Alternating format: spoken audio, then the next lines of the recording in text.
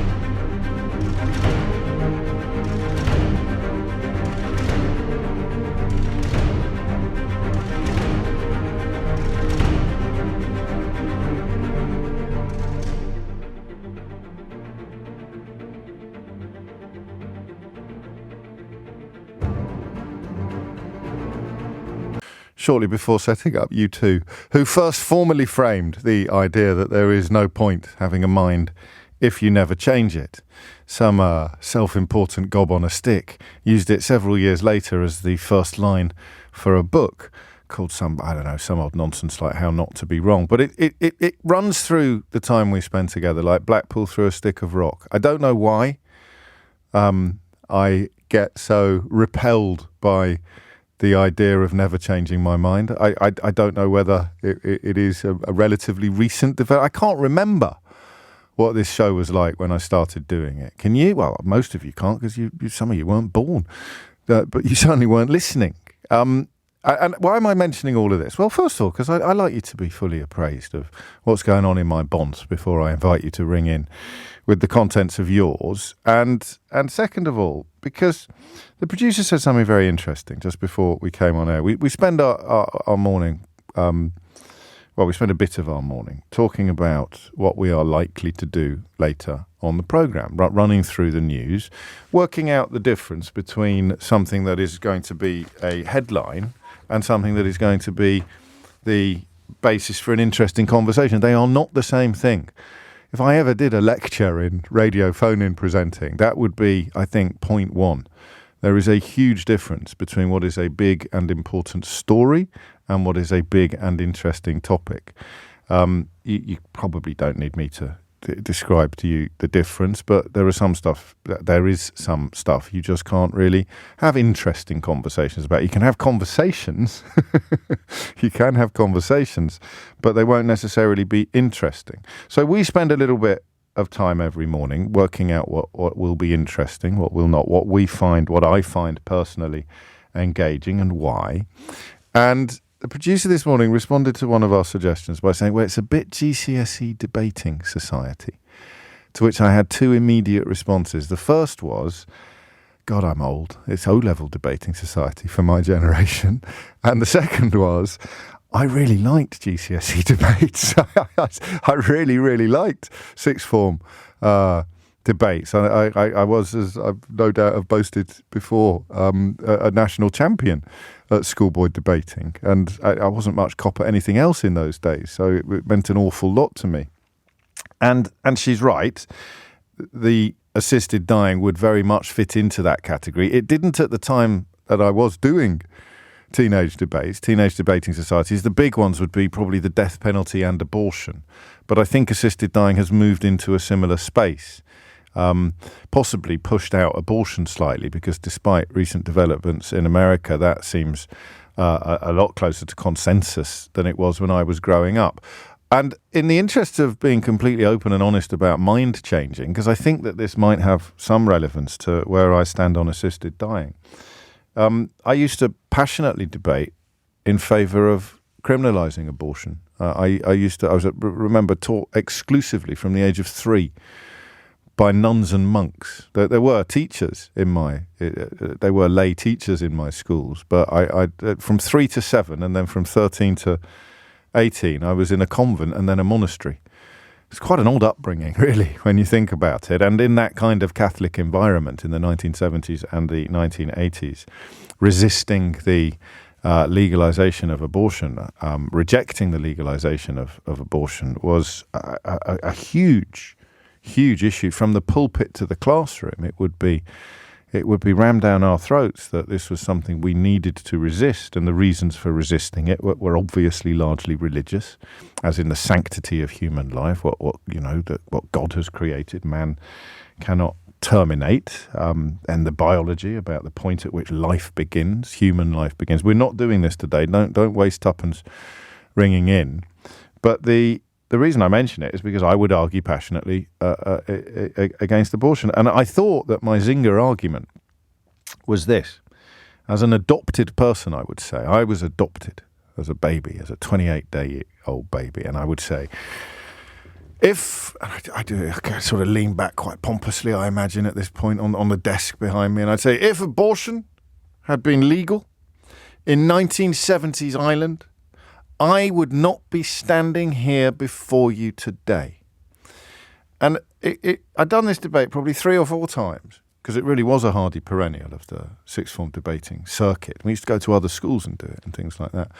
And I'd done it 3 or 4 times before I realised that perhaps a world without me in it would not strike the audience, or indeed my opponents, or possibly some of my friends, as quite the tragedy that it seemed to be to me. A world. I realised that was pretty much the extent of my argument. You are calling for a world in which I would not exist. Are you mad? And as I say, it became pretty clear that that was not necessarily a terror, a fear shared by everybody else. But it is a subject upon which I have changed my mind quite violently over the years, and that's why I mention it in the relevance or in the context of 2 dames, Diana Rigg, the actress, and Dame Esther Rantzen, who has made a life, really dedicated her career to promoting important causes and helping people. The former, Diana Rigg, made an impassioned case to legalise assisted dying in a message recorded shortly before her truly awful and dehumanising death from cancer 3 years ago. Those are her words. That was published in The Observer last weekend. And Dame Esther Rantzen has revealed overnight, really, I think, that she has signed up with Dignitas, the assisted dying clinic in Switzerland, after being diagnosed with stage 4 lung cancer. I've lost 2 of my best friends in the last 3 years, almost to the day. One 10 days ago, one 3 years ago, almost to the day. One was just snatched away without any expectation or warning, and the other had a very long and horrible, drawn-out death, which did, as Diana Rigg's story contains, did also involve a sort of collapse of everything, up to and including complete incontinence. And we never had that conversation about assisted dying because it was just not on the agenda. But you imagine yourself in some of these situations, or other people, and you just wonder. So why have I changed my mind? 2 reasons. The first is, I think, religion. My Catholicism, my Christianity ebbs and flows throughout my life, but it never quite flows fast enough anymore for me to believe that I have the right, or anybody really has the right, to tell you as a woman what to do with your own body, or you perhaps as a human what you can do with your own body. And then when I used to do those debate shows on Sunday mornings, you've seen them. So Nicky Campbell was the absolute master of presenting them. But I'm sure whoever does it these days does a cracking job as well. I used to do those debate shows, and you'd meet really interesting people. That you'd meet people who had deep and profound personal experience of issues that you had previously fallen into the trap of seeing as debating topics, which is, in a sense, what the producer was alluding to this morning, because of course it's much more than a debating topic. It is life and death for real people, some of whom will be listening to this program. And I had, you won't be surprised to learn, I had been shooting my mouth off on the radio, be going back about 15 years now, or possibly a little more, shooting my mouth off on the radio, thumping the sort of lapsed Catholic drum, giving it the whole, well, you can't, it's take away human, it's this, that, and the other, and all of that, and a young woman in a wheelchair who was a passionate campaigner for assisted dying sort of spotted me across the green room and steered in my direction, and just spoke to me very calmly and very compassionately about why she deserved to be able to decide when she couldn't take it anymore. And that is, I think, where this subject opens itself up for us this morning, because on the one hand, yeah, it is an undergraduate debating topic. It is a classic phone-in perennial. But on the other, it is about telling somebody who can't bear their existence anymore that they have to. And I don't really see how you can do that anymore. I don't know whether it's because the stranglehold of formal traditional religion upon this country is currently very loose. It may well tighten again. If we've learned anything in the last few years, it's that no progress is permanent. There's always a possibility of some orange-faced buffoon coming along and smashing the reverse gear. So there's that possibility. So it could be because religion has loosened its stranglehold on much of the population. Or it could be the fact that probably now, and I'm only in my early 50s, but probably now most of us, most adults, have got some experience of watching someone die very slowly and very painfully. And I don't really understand why the society in which we live still has a problem with addressing that. And I think that is the question that I want to ask. So I'm always more interested on days like this in minds that have changed or are changing. I don't oddly think today is a day where I'm going to insist on personal experience, because what intrigues me most intellectually and emotionally is the question of why society still resists this. Esther Ranson calling for a free vote in Parliament, because last time there was a vote, I think to the surprise of many observers and commentators, it went the other way. Parliament didn't vote to legalise assisted dying or decriminalise assisted dying. I'm always a little confused by the technicalities of it. Why does society resist? So I want you to draw on philosophy. I want you to draw on history. I want you to draw on sociology. I want you to draw on religion. And of course, I want you to draw on personal experience. But the question I really want to answer is not whether or not you think it should happen, because that, I think, is a relatively futile exercise. It's a bit he said, she said. But working on the premise that forcing somebody to die a long, miserable and agonizing death when they don't want to is patently barbaric. Why? And I can ask this question, I can use that language, because I used to be, until quite recently, on the wrong side of this argument. But why do you think our society is so resistant to the idea that that is wrong? 0345 6060 973. I'm going to use that language. Forcing somebody to die a slow and agonizing death when they don't want to is patently barbaric, I think. So why does our society, at this point in its history, in 2023, in the 21st century, with religion very much in retreat, why does our society still resist this, to me, increasingly simple conclusion so vigorously? 0345 6060 973 is the number that you need. And just to put a smile on your face, Ash has been in touch, referring back to that comment about my conviction at a young and callow age that the prospect of a world without me in it would terrify all of the audience at my debates as much as it terrified me. Ash reminds us, he says, you are dangerously close to Tim Minchin's. The final words that Tim Minchin intends to speak, which will be, who will the world revolve around now? So why does society still have such a problem with assisted dying? 0345 6060 973. The more you read into it, the more you read about it, the more you learn, the more you witness, the more you experience, I would suggest the clearer it becomes that this is a really backwards attitude, a really backwards approach. But, as I say every morning about this point on the programme, I could be wrong. Tell me why I am, or, actually more interestingly perhaps, tell me why you think our society is like this. Greg's in Leeds. Greg, what would you like to say? Good morning. Hello, yes, I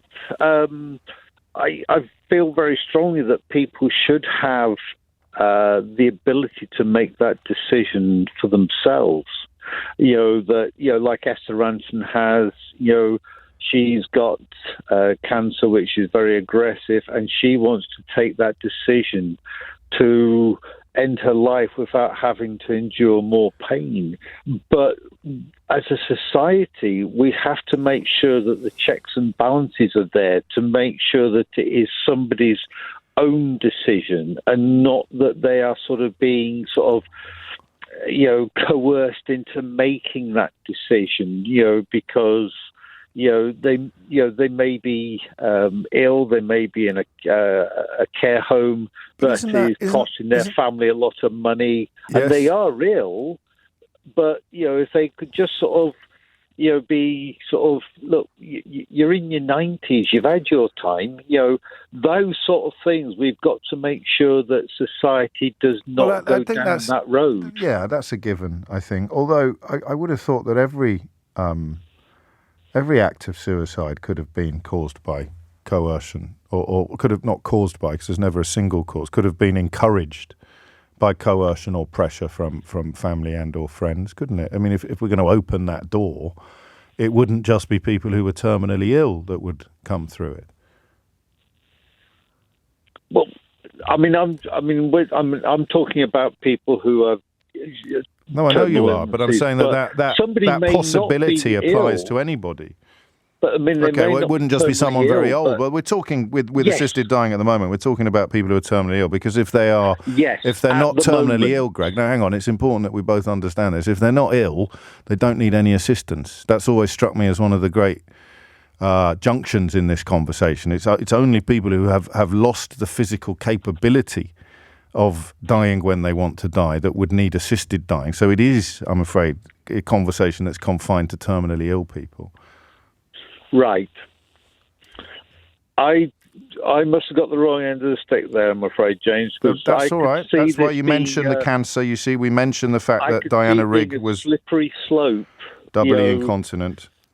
If somebody's life was just an inconvenience to their family now. Yeah, but that would apply to everybody. That might apply to people in their 30s or their 40s. Yeah, it could be parents who don't want children. I mean, there's all manner of things. This is about people who are so ill. So I did say several times, a slow and agonising death is the alternative to the assisted dying. Frida's in Waterford. Frida, what would you like to say?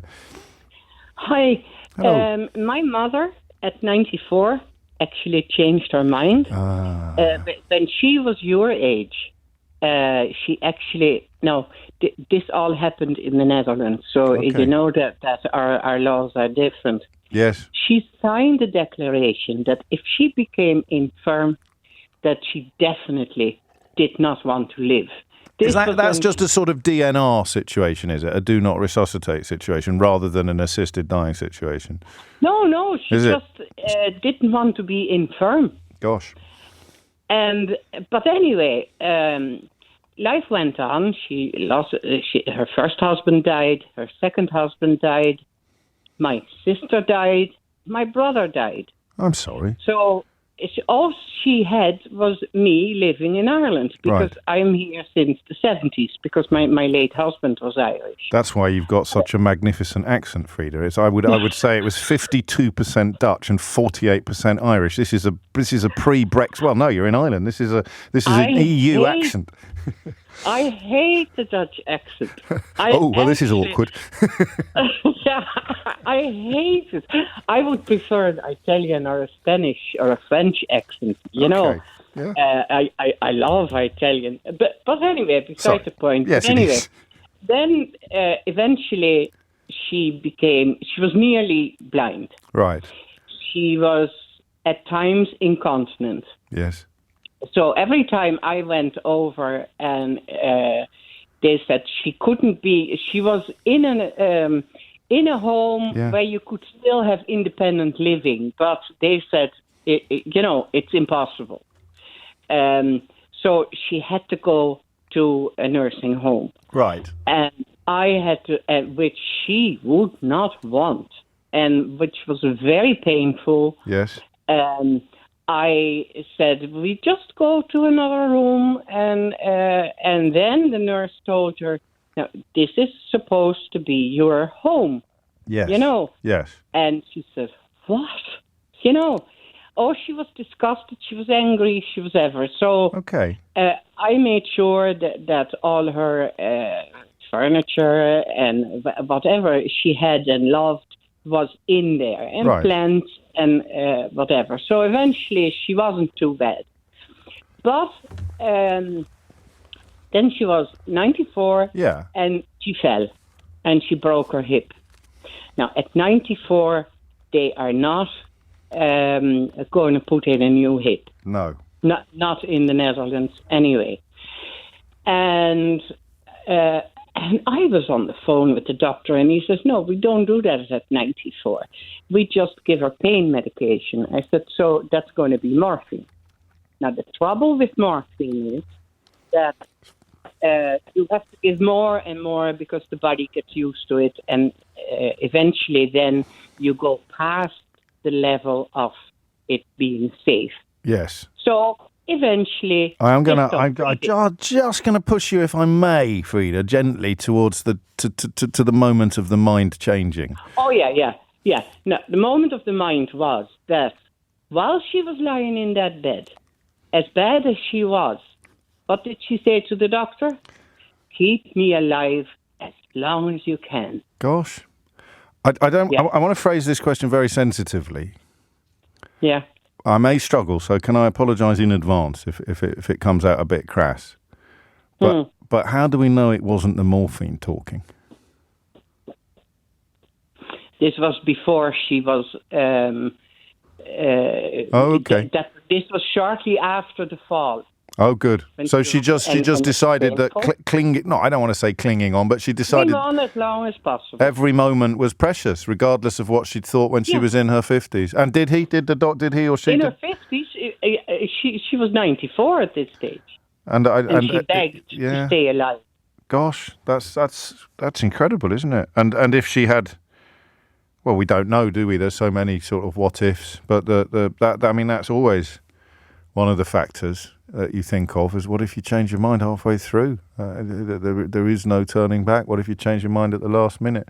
But why society is still so resistant to the idea, we have to put that on the list, the notion that people might sign up for something in their 50s and then sort of feel almost compelled to go along with it when they can no longer look after themselves. It's coming up to 10:29. There's always two people I think of when we have this conversation. I think it plays in a bit to what Frida just said to us. I don't know if you're familiar with Henry Fraser. He's an incredible young man. There's a whole play about him at the moment in the West End at that new theatre up near Tottenham Court Road. And Henry had a tragic accident, crushed his spinal cord, paralysed from the shoulders down, and determined to embrace his new existence. He does mouth painting. If you follow me on Twitter, you'd have seen some of his work. It is quite incredible. He jumped into the sea, and it wasn't deep enough. You can work out what happened yourself, and is now a phenomenal mouth artist. And as I say, the inspiration for a new West End play. He's a published author. Some of his books, The Power in You, the Little Big Things, which is the name of the play based on his life story, is incredible. And then another lad who was a rugby player, similar age to Henry, a little older. He was 23. And played rugby for England as a teenager, 23 when he died. He went the other way and made his way to Switzerland to an assisted dying clinic. So they had very, very, very similar stories. And one went one way and one went the other. I don't know what that means, actually. I don't know what that proves. I'm not sure it proves anything. I just thought in the context of the conversation we're having, you would find the twin experiences of Daniel James and Henry Fraser as thought-provoking or as arresting as I do. 10:30 is the time. Thomas Watts has your headlines. 10:33 is the time. I think that Frida's Dutch heritage was interesting there because, it's another Northern European Protestant country. I always have a little frisson of fear when I say things like that so glibly and so fluently. I'm pretty sure it is, but you're going to ring me up now and tell me that it isn't. And they have a completely different attitude to assisted dying or euthanasia, which I think, as Mark will explain to us shortly, is a different proposition. So why does the United Kingdom have such an issue, such a problem with this notion that I think, when you think about it calmly and clearly, in fact, Stephen in Rochester puts what I'm about to say better than I would. He says, I think in the cold light of day, most people with calm thought would agree with you, James. But the reality is that most people don't live their lives considering death openly until they have to. And when you have to, whether it's for yourself or your loved ones, you are, in my experience, pretty much caught short. You feel very isolated, time feels tight, and at that point, not many would feel like entering the debate with real gusto was a priority. There will obviously be exceptions. It's very well put, Stephen. Mark is in Groningen in the Netherlands. Did I pronounce that correctly? Near enough. Groningen. Groningen. That's perfect. Thank you. Carry on. Hello. Groningen. Hi. What's on your mind? Yeah, I know you don't want particular personal... No, I do. God, don't make me sound like such a nasty piece of work. Of course I do. I also want the bigger question of why we have a national attitude to it that is, I think, a little illogical. Okay. If I give you a little background, please. I am Dutch, but I actually grew up in England. I went to school in England. Okay. So I've sort of had experience of both. Yes. And I've been back in the Netherlands for the last 20 years. To give a little bit of context, on New Year's Day this year still, my husband of 20 years killed himself. He took his own life. He'd been suffering for a year with terrible depression, and although he was being treated, he couldn't take it anymore. So he walked out, and after police searches and so on, he was found 2 days later. Then, as this year has gone by, and it's, as you can imagine, it's been a nightmare. Yes. Somebody who actually, the person who organized the funeral for my husband, yes, was also working with a young woman, 25 years old, who was waiting for euthanasia. It was very confrontational for me because she was very physically perfectly fit, but she had extreme mental problems. Okay. And what I heard about her, and I'll be very quick, what I heard about her was that once she got onto the euthanasia program, yes, her life changed dramatically, and she had the happiest year of her life. She stopped self-harming, she had a purpose, and the end of her life was a complete celebration. And she died so the knowledge 3 months ago. The knowledge that she would be helped out of this world was liberating for her. Yeah, that's what's kept me going, to be honest, because how do you mean? Since my husband died, every day I've thought about killing myself. Every day. I'm in a desperately deep depression. And I think it's the fact that in this country, there's a system in place that if it gets too bad, I don't have to kill myself. There's a process. There are things that built in that you don't have this horrible emptiness where the only escape. I saw years ago. I saw a documentary by Terry Pratchett about assisted dying, and he followed a guy to Switzerland. And I remember thinking, why did he have to do that? My husband's ex-father-in-law, if you follow that, because from his previous, had euthanasia some years ago. He had cancer. He'd suffered for years. The last day of his life was just a party. It was. He chose it. He chose everything. He chose the music for his funeral. Everybody could visit him, and at the time that he wanted, he was able, in his own home, beautiful house, in his own home with his wife next to him, he was able to die quietly. And to answer the question that you put, I know I've talked a lot now. No, Mark, you're both informing, educating, and moving all of us. So you take as much time as you want. I think I only heard half of what your previous Dutch person was talking about. I think it's more. We have a different attitude here. There are many, many people who are against euthanasia for religious grounds or whatever. We just have the attitude that you don't have to do it. No one's forcing you to. The way of it takes a hell of a lot to actually get euthanasia. I think that's possibly why my husband couldn't wait. If you see what I mean. Of course I do. But I know from so many people that the fact it's there often puts life into people, that they know, okay, I don't have to throw myself in front of a train or take all the pills and all the things that I've thought about doing every day for the last year. And that's it, really. I just think we're I'd never thought of it. I'd never thought of it like that. What do you think it is about what's different? Is it? Do the Dutch talk about death more? Is it? Yeah. Because we've got quite a Victorian attitude to it, probably in this country.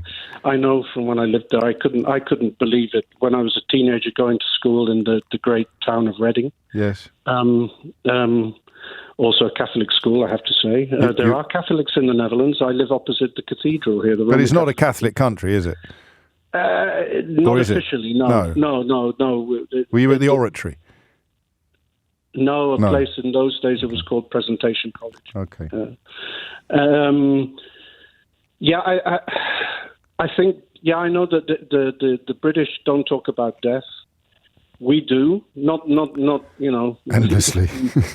Not endlessly, but it's not so much of a taboo. No, here. I mean there it is, and I wonder why that is. What is it? I mean, it's easy to throw away these glib lines like we've got such a Victorian attitude. I mean, if you asked me to write 2,000 words on what that means, Mark, I'm afraid I would struggle. But it does. Taboo is a much better word, and if it's a taboo, you end up in strange places because you're not talking about things. Yeah, and I know you get this thing on the British. I don't follow the British press anymore for all sorts of reasons, which you know why probably. But there seems to be this thing, that here you've got a headache, you go to the doctor and he'll inject you. You'll get euthanasia and all of this, and that all doctors are simply waiting to. No, if you're a doctor and you disagree with euthanasia on moral reasons or religious reasons, then you don't do it. You simply. But there's none of this idea. My Dutch friends, this whole idea of dignitas, of it's just unbelievable. How barbaric is that? That's fascinating. I was going to ask you that question because you've described something that sounds, I don't know if organic is quite the right word, but it sounds a lot more, whatever word is better than organic at this point in what I'm saying, than this. But I guess for a British person, there's no choice. That's the only option open to them at the moment. Mark, thank you. Just say one thing. Of course you can. Don't take this the wrong way. I didn't really listen much to LBC. It was when my husband was sick, and I used to have to spend hours in the bedroom really to give him freedom. I started listening to LBC. You and probably Sheila Fogarty, and surprisingly Nick Ferrari as well, have kept me going. You really have. And if I'm sure you already realise the power that you and your colleagues have, but I just want to thank you. Thank you so much. Well, thank you, Mark, and take care. Thanks. And have a happy New Year. Well, you have a happy New Year as well. I'll try. I hesitate. It's not going to be the best. Of course, it's not. But it will get better. It will get better. It has to. You take care of yourself, Mark. Thank you so much. And anyone affected by any of the issues that Mark has alluded to there, should know that Samaritans are available 24 hours a day, 365 days a year. So right through the Christmas period as well, there will be someone on the other end of the phone if and when you dial 116123. A lot of love for you, Mark, mate. Take care. 10:42 is the time. Pavel is in Ashford. Pavel, what would you like to say? Hi, James. Hello. Yes, please be patient with me. Of course. It's kind of very emotional topic, and thanks for actually bringing it up and talking about it. I'm from Poland, so ending your life as a Catholic is something really no. Is it? So a bit like we were 30 years ago, probably. Not a Catholic country, but very much approaching issues like this and indeed abortion from a very, very religious perspective. Absolutely. I kind of left Poland in 2006, came to UK under the impression that the country is, free. You can do what you want. You can be whoever you want. I'm gay. So for me, it was kind of like starting a new life. Yes. And then you can make whatever decision you want and nobody will be judging you. And, like life story, I met the guy and fell in love. And shortly after, turns out that he had MSA, multi-system atrophy. Right. And we've been with this disease for 17 years, and last 3 years, he's lost all the abilities to live independently. Yes. He's got a deep brain stimulator. He's got stomach bag, so he can't go to the toilet. He's got catheter. He's got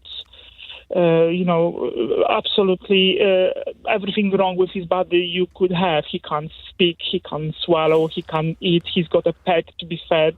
And I'm the one who actually has him. Hey. He's got you, hasn't he? He's got you, Pavel. He does, but... Take your time. Oh. Take your time. There's no rush. Take your time. Breathe. And also, we can stop. We don't have to do this. Sure. It's entirely up to you. It's very important because, he wanted to end it all. Yes. And he can't. He can't. And that's brutal. I don't want him to. Oh, Pavel, of course you don't. But it's getting harder and harder, and it's extremely difficult to see a person you've been loving for 17 years. And yet, still every second you have with him to you is precious, I think. And the person is dying, and every single day it's getting worse and worse, and slowly you're losing the person. It's kind of like being trapped in your own mind and not able to do absolutely nothing for yourself.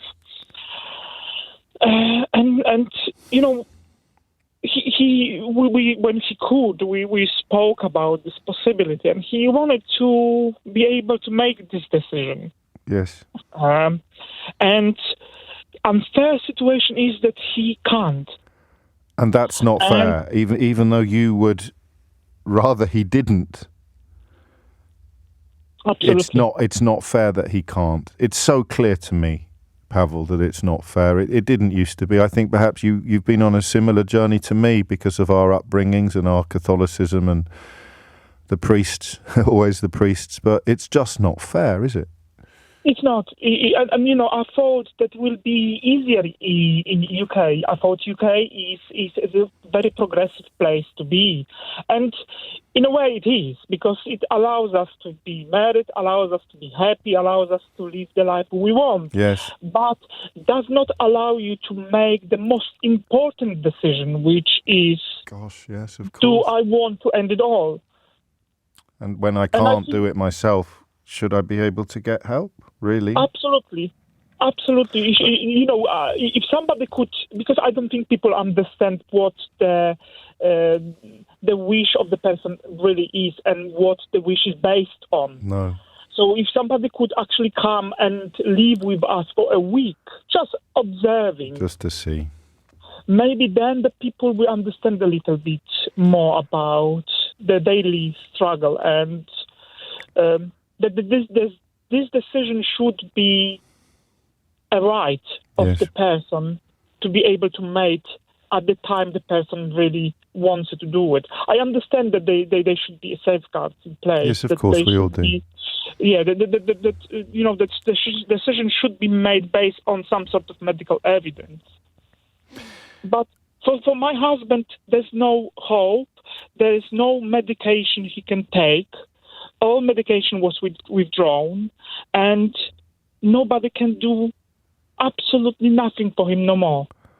And as you say, if people could see that, they would see the clarity of the position that you hold. To be honest, Pavel, and I think this may be part of the reason why you rang in today, hearing you tell that story will have had the same effect on many people listening. You can't really push back against what you've said with any of the rhetorical devices or arguments that are routinely used in these sort of conversations or for want of a better word, debates. Oh, absolutely. The most annoying thing is that, people keep saying to you, oh, God give you life, so the God is the one who should decide when you go. Yeah. But God also give you this, pain and suffering.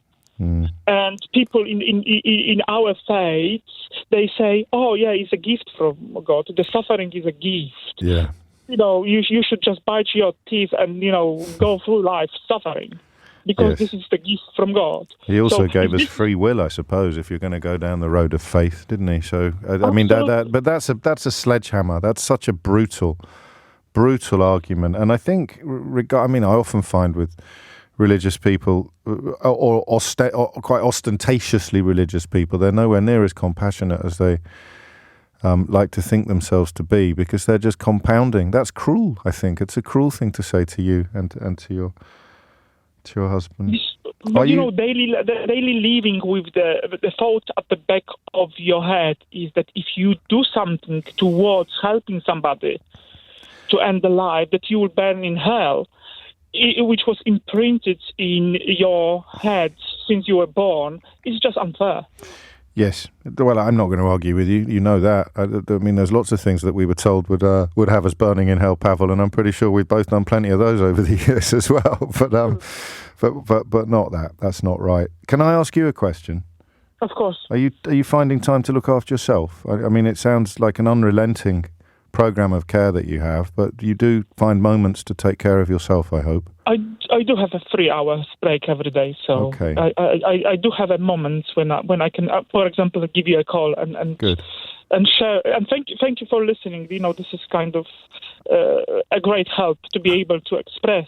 Good. That the decision should be the decision of the person who actually suffering, nobody else's. Yes, I think you're absolutely right, but I don't know that anyone would be able to put it better than you have, or indeed from a more powerful perspective. Pavel, you take care. I hope you manage to have some kind of Merry Christmas. I really do. And likewise, to all the listeners of LBC as well. God bless. Thank you. It's 10 to 11. 10:54 is the time. Pavel and Mark coming in for an awful lot of love. I wish there was something I could do to bottle it up, lads, and send it to you. Hugh, I will read in full. It's very apposite that this subject's up for discussion, as I find myself right in the middle of these difficult conversations. My beloved wife of 39 years is in the latter stages of motor neurone disease, and I'm caring for her 24/7. She is peg-fed and constantly in discomfort on several fronts, most critically breathing. As her body closes down, she is talking about ceasing the peg feed with the support of the local hospice, but there are so many issues to consider. Pavel says it well. You want the person you love to be here as long as possible, and yet you want their agony to end, and there is a little bit of me that wants my burden to end. Pavel is going through exactly what we are going through. This is a line that will stay with you, I promise. Thank you, Hugh. It will stay with me. Despite all this horror, I deem it a privilege to be able to support this amazing woman in her last months. Gosh, 10:55 is the time. Paul is in Newcastle. Paul, what would you like to say? Hi, James. Hello, I am a doctor working in intensive care, so death and dying is my bread and butter. I see it every day. Yes. I would say I think we are legally a long way behind where we are emotionally on this front, and I think it harks back to suicide being illegal up to sometime in the mid-60s, and beyond that time as well, death remaining a very taboo subject. More Edwardian than Victorian, I've been told, Paul. But I did admit when I said that it was a Victorian throwback that I didn't really know what I was talking about. It's we struggle to talk about death outside the cold light of day, as I think another of your listeners put it. In the heat of someone actively dying or becoming progressively more unwell, where death is a real threat. We do not talk about death. We talk about passing away, not being with us. And I see this in language used by families, relatives, and doctors and healthcare professionals as well. It is across the board that it is a taboo subject, and we dare not face it in the eye for multiple reasons. One being not wanting to upset the party opposite on the other side of the conversation. We don't want to antagonize emotions and all the backdrop that people have about death, their own thoughts and feelings. Yes, but actually, I think it needs to be accepted as a norm. And when this subject is no longer a controversial subject and doesn't warrant being on the primetime radio talk, only then will we have reached a place which I think is acceptable. So the way I see it, existence is completely optional based on everyone's kind of situational setup. So.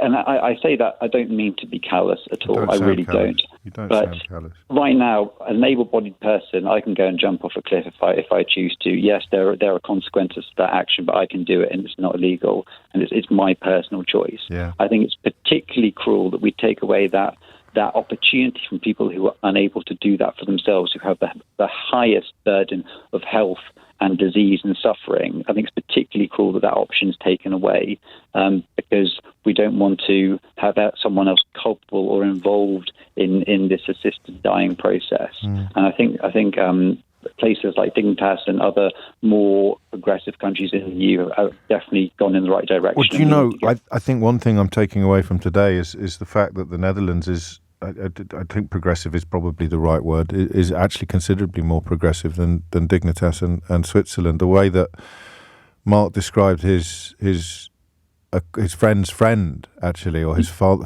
I think it was his ex-father-in-law's friend, who didn't change their mind about wanting to die, but enjoyed the final year of their life.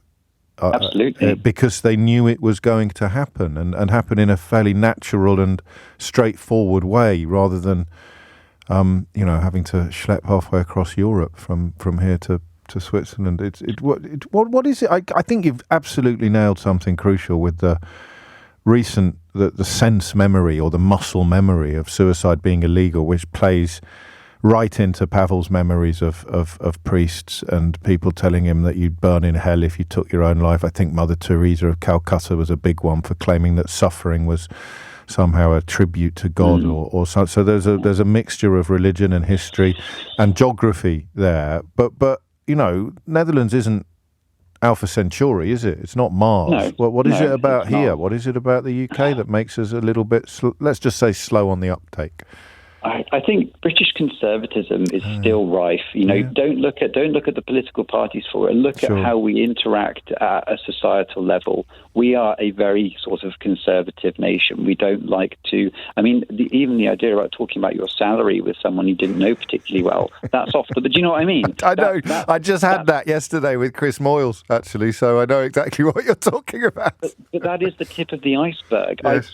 I grew up in Italy. I've come from, and I've got a Mediterranean Italian background. Right. And I come to the UK. My wife gives me such a hard time every day. She says I haven't got a filter. She's British, by the way. Right. For context.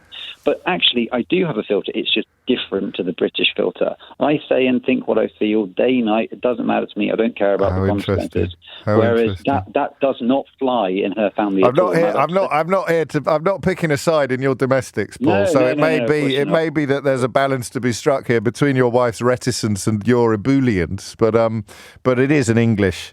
And to a slightly lesser extent, perhaps, it is a British condition. You're right, that reticence, that I don't want to really talk about. And of course, what we've done historically, and you'll probably be a better spotter of this than those of us who've grown up here would be, is that we sell it to each other as a strength. We sell it to each other as stiff upper lip or as resilience or whatever it may be. And of course, when we have conversations like the one we've had today, you realise that being able to talk about your feelings does make things better. It may not fix things, but it certainly won't make them worse. And I think we can all agree that the people who've been brave, if that's the right word, enough to talk about their most intimate feelings today have given us all some inspiration and hopefully, and by their own account, help themselves as well. Paul, thank you. It's 11:01. 4 minutes after 11. A special thought, I think, after that last hour for carers, people caring for others, especially those who are doing it in very lonely circumstances where both their caring life and their personal life are the same life, in the same building with the same people. I can see why, perhaps, radio keeps you company in ways that other things and other mediums cannot. And we're all, I can promise you, very conscious of that responsibility. I'm also conscious of my responsibility when we turn our attention to the next subject, but it is one that I find, I don't even know what the word is. I don't know. You've heard me, right, here's the thing. For the last 10 weeks, you have heard me walking a tightrope several times a week when it comes to discussing the unfolding situation in Israel and Gaza. And I am, forgive me for a moment of self-congratulation, but I am pretty confident that I have stayed on that tightrope at all times. I don't think I've fallen off it in either direction, however convinced you may have been that I was being biased or unbalanced or unfair. I answer to my conscience on these subjects, and I am confident, actually, that and I didn't in the past. I'm absolutely clear about that. I got it wrong in the past in all sorts of different ways. But on this tragedy, this tragic unfolding catastrophe, massacre, the terrorist atrocity followed by what I still see as very close to, if not all the way towards, a form of ethnic cleansing. It is just horrible. Absolutely horrible. And I'm confident I've walked that tightrope correctly. I never walk this one. I never get this right. But I answer to my own conscience. And therefore, I don't think I've ever fallen off the tightrope. Transgender guidance in schools has been released by a government that has made much of, I think, demonising transgenderism. Now, you might think it deserves to be demonised. You might reject the word demonised because how can you demonise something that's nonsensical or something that's wrong, you might think. But I don't. Can I tell you something funny that you will think is just an excuse to plug my new book, but is actually really quite remarkable, I think, as an illustration of how bonkers this conversation has become in some quarters. And I'm not convinced. I think was it 30p Lee who said that transgender and culture wars were going to be what they fought the next election on, or was it one of the other ones, Gullis or Brendan Clark Smith, or I don't know. I think it was 30p Lee, and I don't know how big these issues are that the Conservative Party is betting the house on. I really don't. We recorded a lovely programme yesterday. Myself, Sheila Fogarty and Ian Dale recorded a little look back at some of the stories of this year and a look forward at what is likely to happen next year. I think you'll be able to hear it on Boxing Day. And I think we're all unclear on whether or not the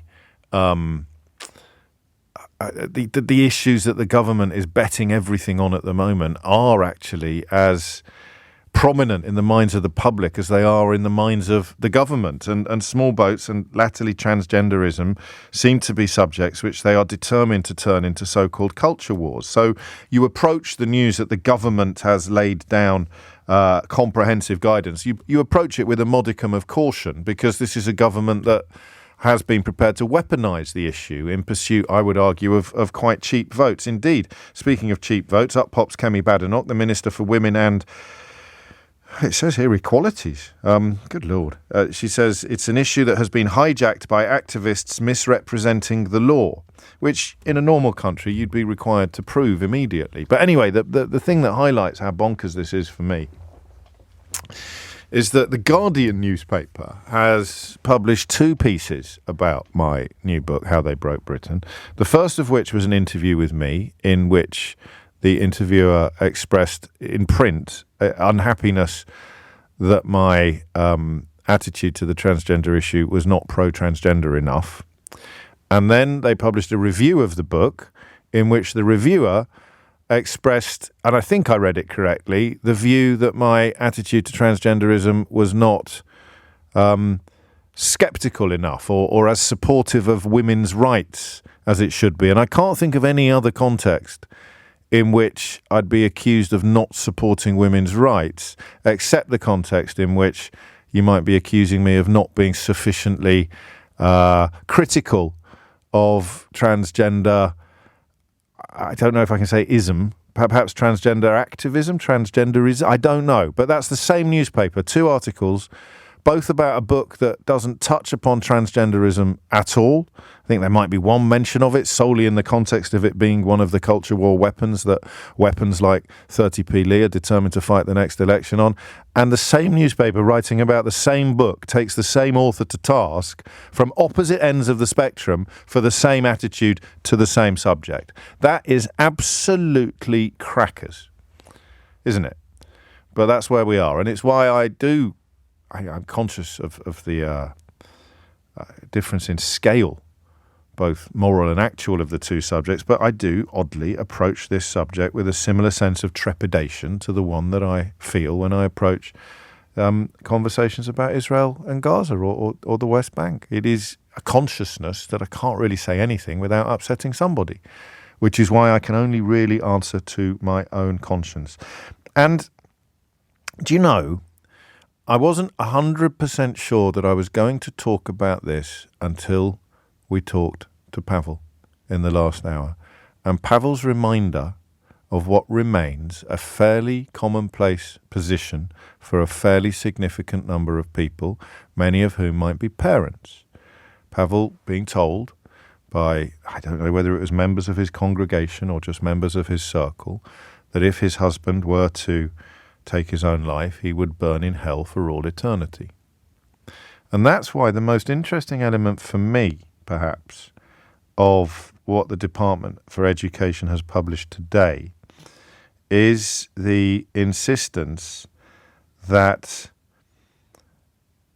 parents will have more involvement in decisions affecting their children.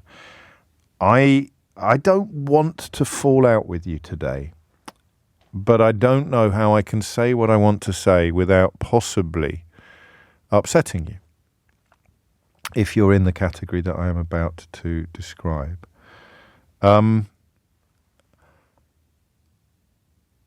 If your child feels that they can't talk to you about something as significant as their gender, if they believe that they have been born into the wrong body, something which, for the record, I consider to be a real thing, if your child feels that they can't talk to you about that, I think it might be your fault. I don't know whether that's fair, and I don't know whether it's sort of smug parenting, but the idea that the child feels they can talk to someone at school about questioning their gender, but they can't talk to someone at home, is possibly linked to what Pavel was reminding of us of with regard to people who think that if you take your own life, or indeed if you're gay, you're going to burn in hell for all eternity. So, what should the school do in those circumstances? I'm looking at the guidance, I'm looking at the press release, I'm reading that schools and colleges should be involved in decisions. Schools and colleges have been told that parents should be involved in decisions affecting their children. And so I find myself wondering about the circumstances in which a child doesn't want their parents to be involved in these decisions, in these issues, and whether or not the school has a responsibility to the child or to the parent. I think it's a really invidious position for a school to be put in, but that, of course, doesn't mean that it is the wrong thing to do. My instincts are that if a child doesn't want to tell his parents or her parents about something like this, then the school should not tell them. But those are my instincts. I'm trying to imagine it involving one of my own children, and I would feel let down by the school. I would feel betrayed, I think, by my child. But most of all, I think I'd feel ashamed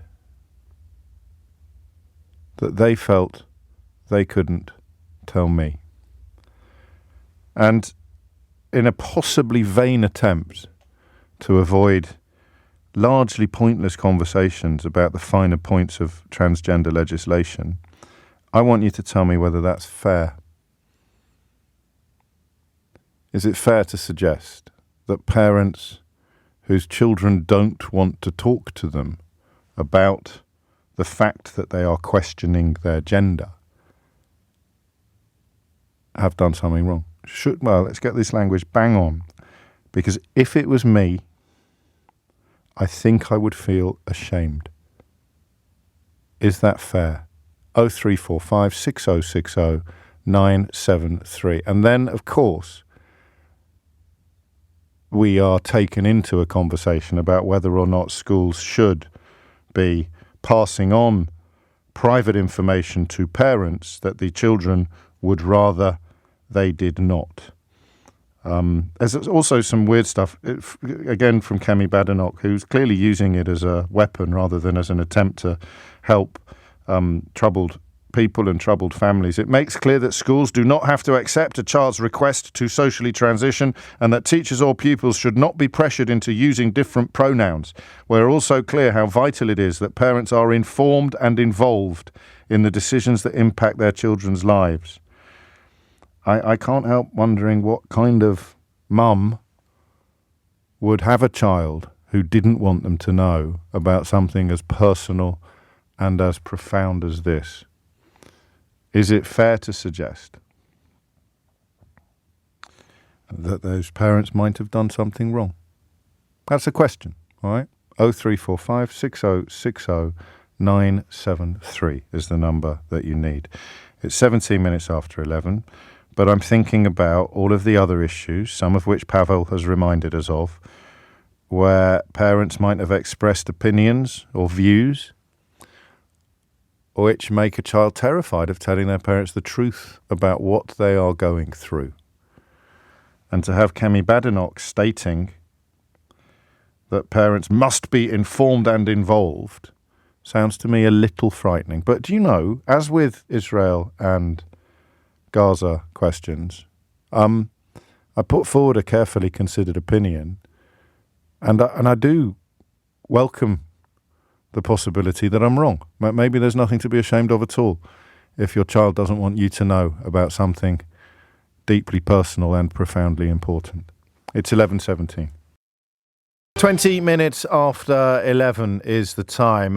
Adam in Rossendale already helping me improve on this subject. As a parent of trans kids myself, I can say that it's more your problem than your fault. It's something that you, as a parent, have to own and deal with. The child has quite enough to deal with, and they deserve your 100% support. The point I'm trying to make, which I think Adam understands, is that if your child feels they can't rely on your 100% support and they don't even want you to know that they are questioning their gender, then should the school, if they found the courage to come forward at school and talk about it and tell people, should the school then be informing the parents?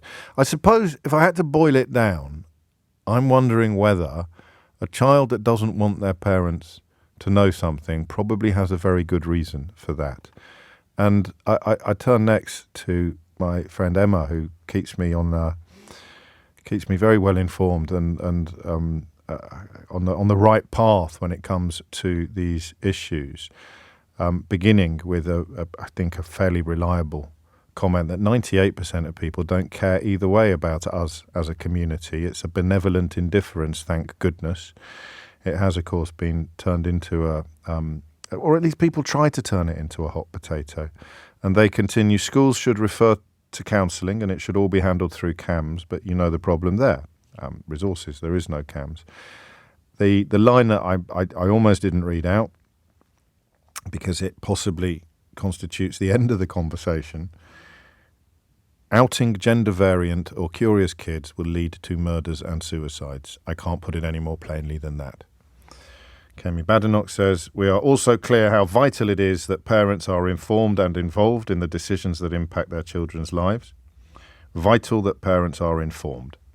And Emma, who has lived this story and been one of my most reliable and illuminating correspondents over more years than either of us would care to remember, they write, outing gender variant or curious kids will lead to murders and suicides. I can't put it any more plainly than that. For me, that's the argument. Kemi Badenoch, on one hand, parents must be told. Someone who's lived this, on the other hand, saying if they are, it will lead to murders and suicides. And that's why I described it as a tightrope a moment ago. Zoe is in Tewkesbury in Worcestershire. Zoe, what would you like to say? Hello there. Hello. I work in safeguarding in schools, and one of the big things that we're seeing at the moment is that schools should be, in my opinion, a place for children to be able to express themselves and to work out who they are in sort of a no-threat environment where they can change their minds, or they can maybe play with their identity, and for that to be a safe place for that to happen. And then through counselling in schools and encouragement, absolutely be given the opportunity to be encouraged that they should be honest with every member of their family as well. But I think to jump straight in with parents can feel awfully threatening, and it doesn't give that opportunity for play. But what about... I hear you, and it's not a wonderful phone line, unfortunately, Zoe, so I'm not sure how long I'll detain you for. But but the idea that that when a child doesn't want their parent or parents, plural, to know, then they've probably got a good reason for that. Absolutely. We've seen that, absolutely. Right. All sorts of reasons, quite a lot of religious reasons as well. Yes. And to inform the parents and then almost have it not heard can be way more traumatic for those young people than just allowing them to express in a school place. And if we can have nicknames for children who aren't trans, and that's acceptable, I don't understand why someone who, specifically because they are trans, aren't given the freedoms to be able to use the pronouns that are most appropriate to them and any names that they feel are more appropriate.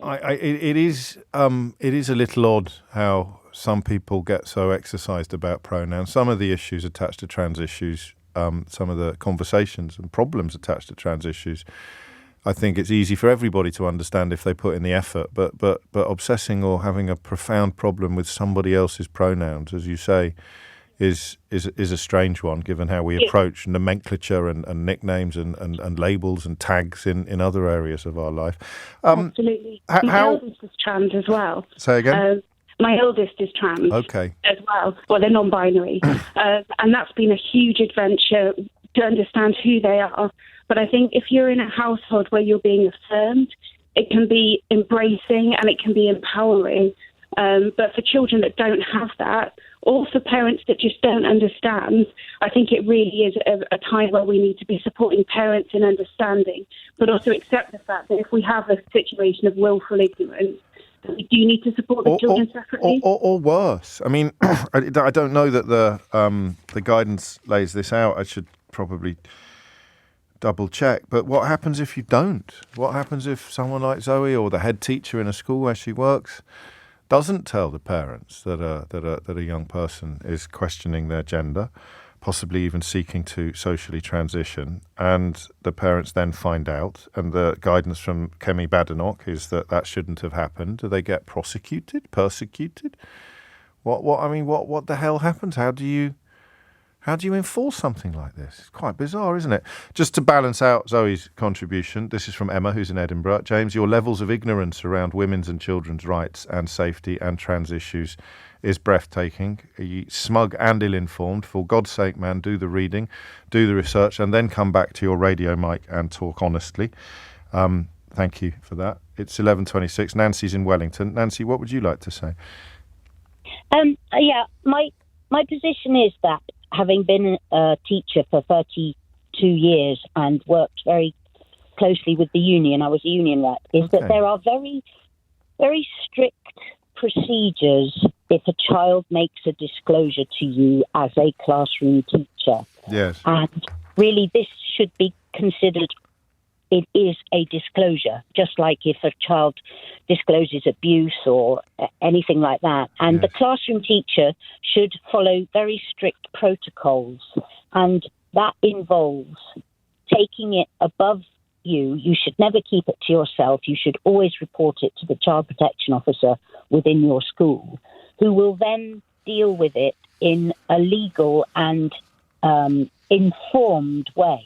You know, the classroom teacher doesn't necessarily have all the information. No. And so I believe very strongly that this should be classed as a disclosure and the proper protocols should be followed. And that is not straight away informing the parents, because the classroom teacher doesn't know the background necessarily of the family. No, let me read you what it says. So the draft guidance clarifies that schools and colleges do not have to and should not accept all requests for social transition. Where a school considers a request, they should take a very cautious approach. And here's the bit that I think is pertinent to what you're saying, including watchful waiting periods and ensuring parents are fully consulted before any decision is taken. And that's the difference, not informed, consulted. So I don't think that they should be informed as a matter of course. But they can't be consulted without being informed, can they? No, true. But what I mean is you have to go to the parents with a full knowledge of the situation. Yes. And because otherwise you might be making it 100 times worse for that child. And that is the fear, isn't it? And it doesn't seem to be a fear that is going to be assuaged by anything that Kemi Badenoch or Gillian Keegan have said today. But there are many children with difficulties. That teacher that they've gone to is the most stable person in their life. And that's something that teachers need to remember as well. But if that child has come to you, it's because they trust you beyond any other adult. Let me imagine a parent, if I can, who is by most social measures a really good parent, a really engaged parent, a really understanding parent, but on this particular subject, they have perhaps been to the same school as Kemi Badenoch, and therefore they are unlikely to greet their child's revelation in the way that you and the child would welcome. Can we justify that parent being kept in the dark about what their own child is going through? No, I don't think they should be kept in the dark, but I think they should be informed through the proper procedures. So instead of just, it's such a strict protocol with disclosures, and you have to pass it on anyway by law. Right. The classroom teacher has to pass it on. You can never deal with it yourself. If you do, you're going to get in really big trouble. Yeah.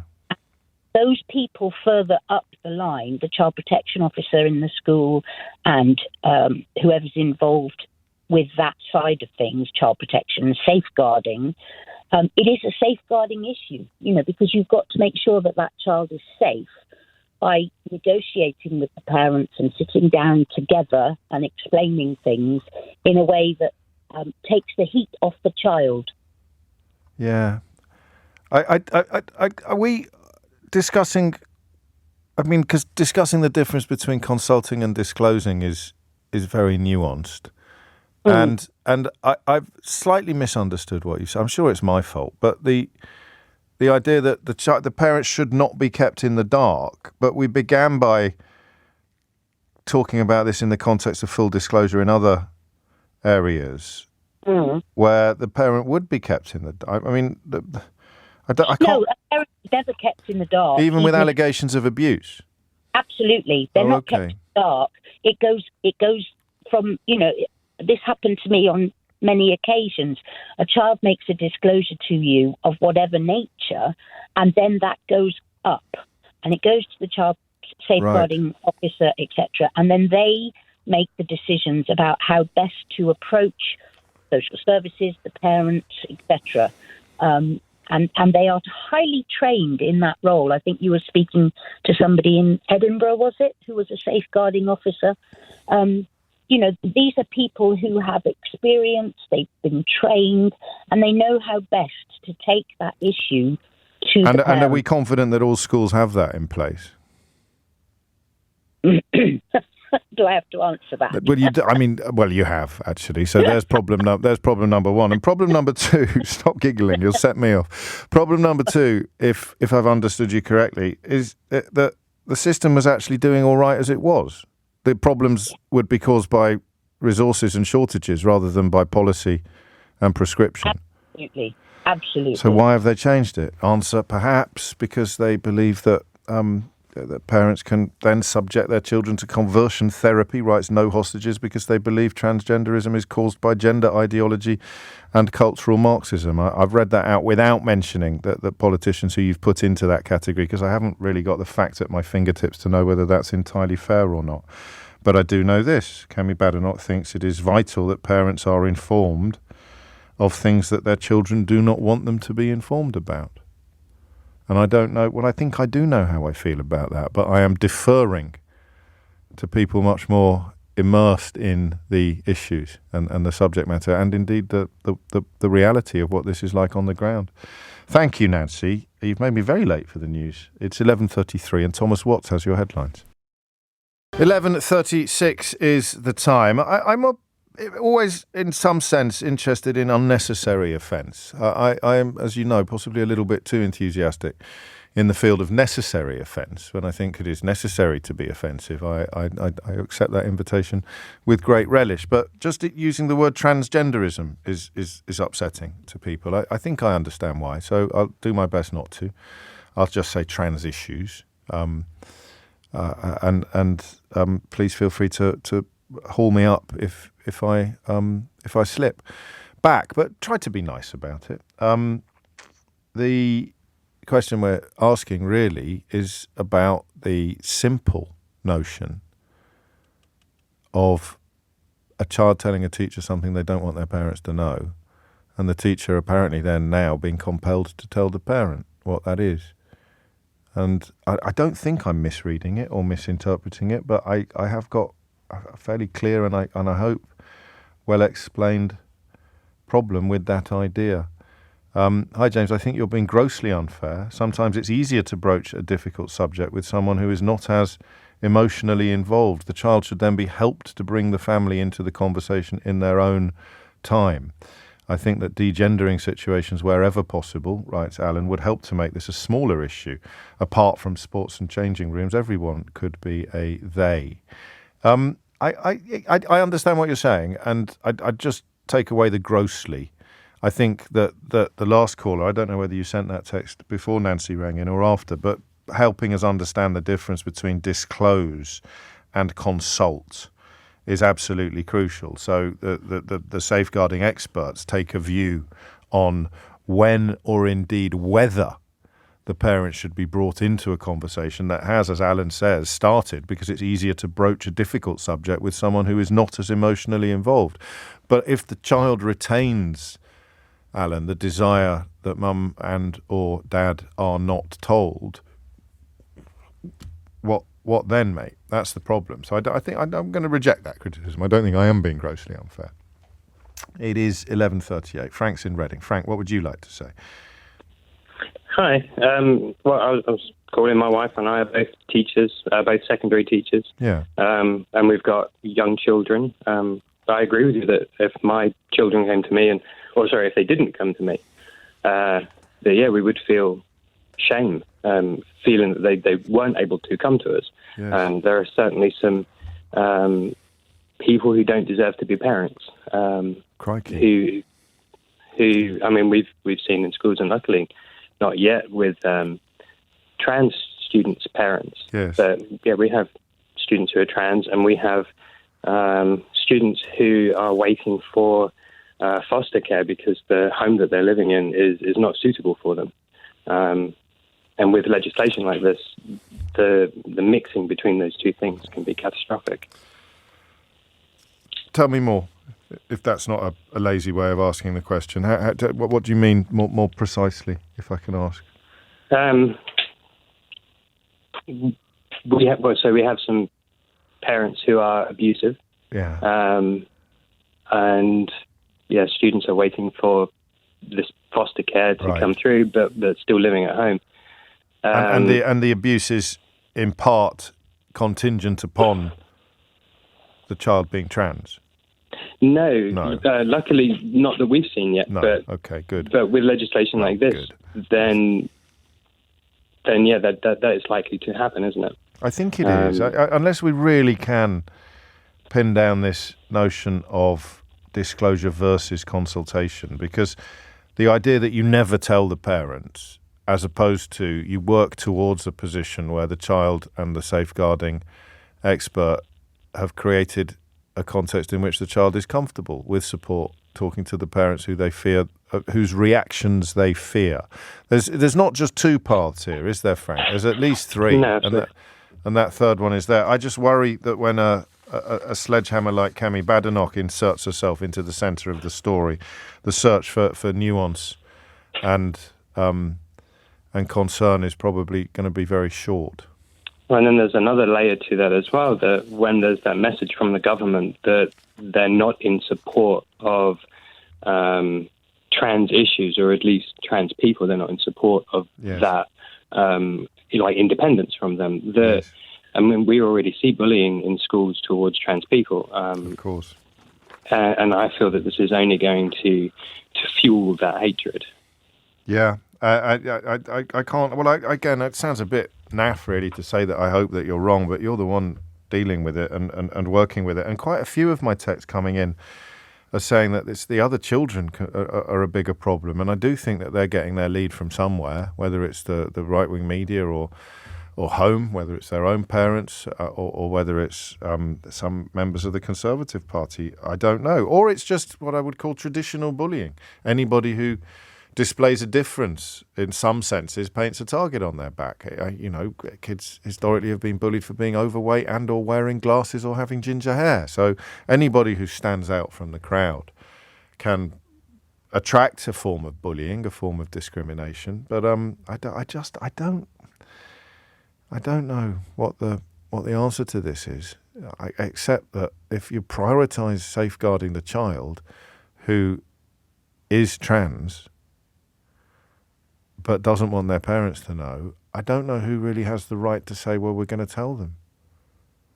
I really don't, actually. Sarah is in Montreux in Switzerland. Do you know, for years I thought Montreux was in Canada. I don't know. Well, because it sounds a bit like Montreal. So whenever comedians would say, oh, I'm going to Montreux tomorrow to get a comedy award, and I'd think, crikey, you were back on Tuesday. That was a very quick... But I digress, Sarah. What would you like to say? Hello. Hello. Yeah, very much not in Canada. Thank you for clearing that up, Sarah. It's about better late than never. Yeah. Hello. Hello. So, I don't know. I think I'd start with saying I think it's a cheap way for the Tory party to address what they consider a problem. Yes. and that in a way that they think will resonate with what they think is their base's sensibilities, I suppose, and as usual, not caring for the after effects for the people who are directly concerned. And as usual, it's vulnerable people, which is the case for minors who have very little choice and space to decide where they live, how they can subsist and everything. So, yeah. For me, a good idea would be talking about askability rather than talking about how ashamed the parents should be. Yeah, I wanted a better word than shame. I really did. But actually, it only popped into my head when I was imagining being in that situation myself. So I'd offer that up as explanation, if not excuse. And also, thanks to Pavel's call in the first hour, I was thinking quite a lot about Catholicism at the time. And the word shame usually pops up fairly quickly when we're thinking about Catholicism. So, yes, you're right. There is a because for some parents will be heartbroken that their child couldn't come and talk to them about something like this, I think. Yeah, I mean, when I talk about askability, it's something that you have to develop. It's something that you learn to do. So I used to be a teacher. I taught for 5 years, 11 to 20 years old. And then I decided to swerve completely. And now I'm finishing my master's degree in social work. Right. And the subject of my research, my thesis is basically how you deal with sexual health questions with teenagers. So it's pretty, close. And I also work for a non-profit that it defends the rights of LGBTQ people in the canton where I live. So these things knit together quite neatly, actually. Yes, I can see that. And yeah, I think it's also a lot, whether it comes to sexual health in the sense of like biomedical and risk and everything, and learning how to have good relationships, and also gender diversity and different sexual identities. Parents just don't know how to open these questions with their kids. Even the most well-intentioned parents don't know how to deal with them. Good point. And that's something you have to learn. It's something you just have to learn to do. And if we're not going to support parents to be askable and understand these questions in a way that isn't just driven by the headlines, the salacious headlines that ask for clicks, well, you wind up with kids who know that their parents are not giving them the vibe that they need to feel like they can ask. And I fell into that trap, I think, today, thinking of it as a fire and brimstone parent who is going to consign their child to the eternal depths of hell, whereas in fact a lot of parents whose children may not want to come and talk to them about this would be more approachable if they'd had more help, if they'd had the askability. I'll read you this quickly. The draft guidance clarifies that schools and colleges do not have to and should not accept all requests for social transition. Where a school considers a request, they should take a very cautious approach. So making it sound like an infectious disease, aren't they, so far, including watchful waiting periods as a sort of form of quarantine, and ensuring parents are fully consulted before any decision is taken. That's where it gets tricky, isn't it, really? They faffed up the COVID thing. I guess they're trying to be more prudent with this one. But I mean, it's for me, it's a question of really trying to make something an issue that shouldn't really be. Yeah. It's one of those things where, they try to present, divergent gender identities and sexual orientations as a risk. Yes. And the idea that I think there's a lot of danger that's been put behind the word transition for minors, as if it was all going to be, once you put your finger in the mill, you're going to have your whole body taken into it, and then you're going to completely transition medically, and you're going to be operated on by the time you're 13. That's ridiculous. It's not how it happens. No, but there is a need for vigilance to make sure that it stays being not how it happens, I suppose. Exactly, but I mean that's why the medical community exists. And instead of having politicians trying to shove their nose into something that they have no idea about really, and try to make it into something where they're going to be scoring points. There is and it's only one side scoring points as well, because the politicians who've got a problem with this are even more terrified of the topic than I am. I'll read you this from a tweeter who is a doctor, but not, I've just checked actually, not I don't think a medical doctor. As soon as children know that telling a teacher will inevitably result in their parents being told, those who don't want their parents to know will just bottle it up. And that, of course, could cause infinitely worse impacts on the child's mental health than exist at the moment. I can't argue with that, I don't think.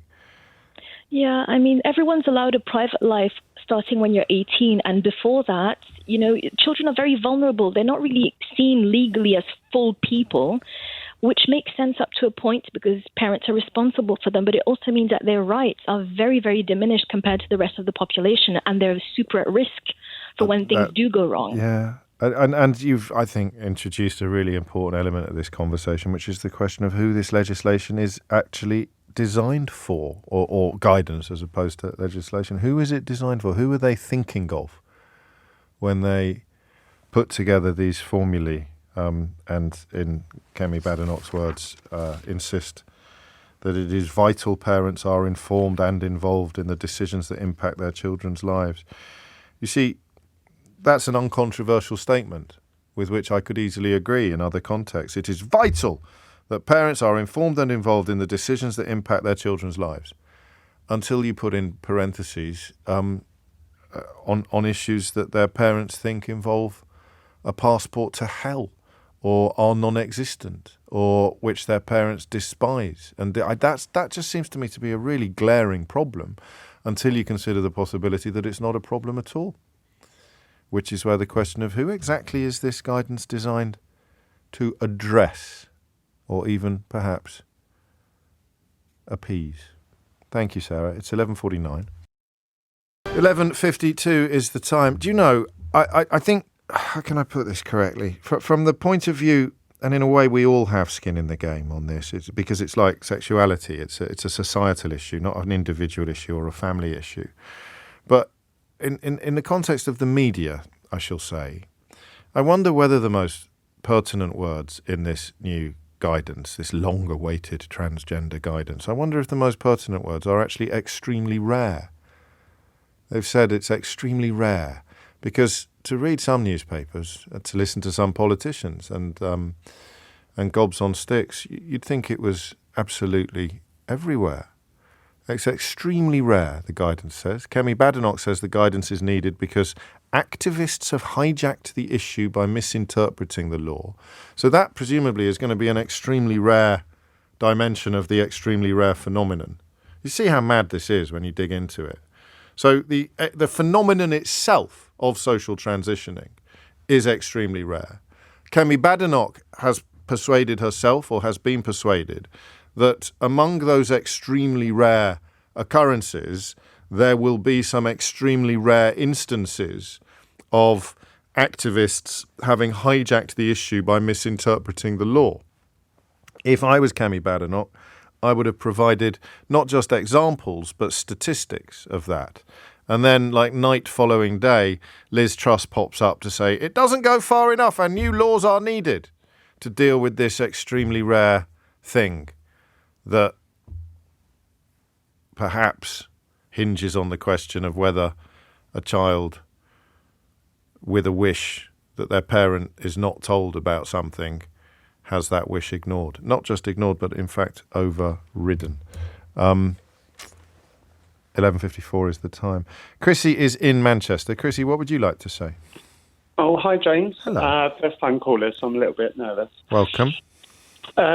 So basically, I wanted to transition when I was at school, but because of family life, I couldn't transition at home. It nearly destroyed me. I'm just turned 40 this year, and I only began my transition a few years ago. Right. So tell me, can I ask a bit more about home? I mean, what would have happened if you'd come home and said, Dad or Mum, I think, how would you start the conversation, Chris? Would you just say, I think I might be trans? Or... Yeah, that's what I wanted to say to my mother. Yeah. Unfortunately, my dad died when I was 11. Right, I'm sorry. And my older brother got chucked out of the family home and made to live with his dad because of some issues. So okay.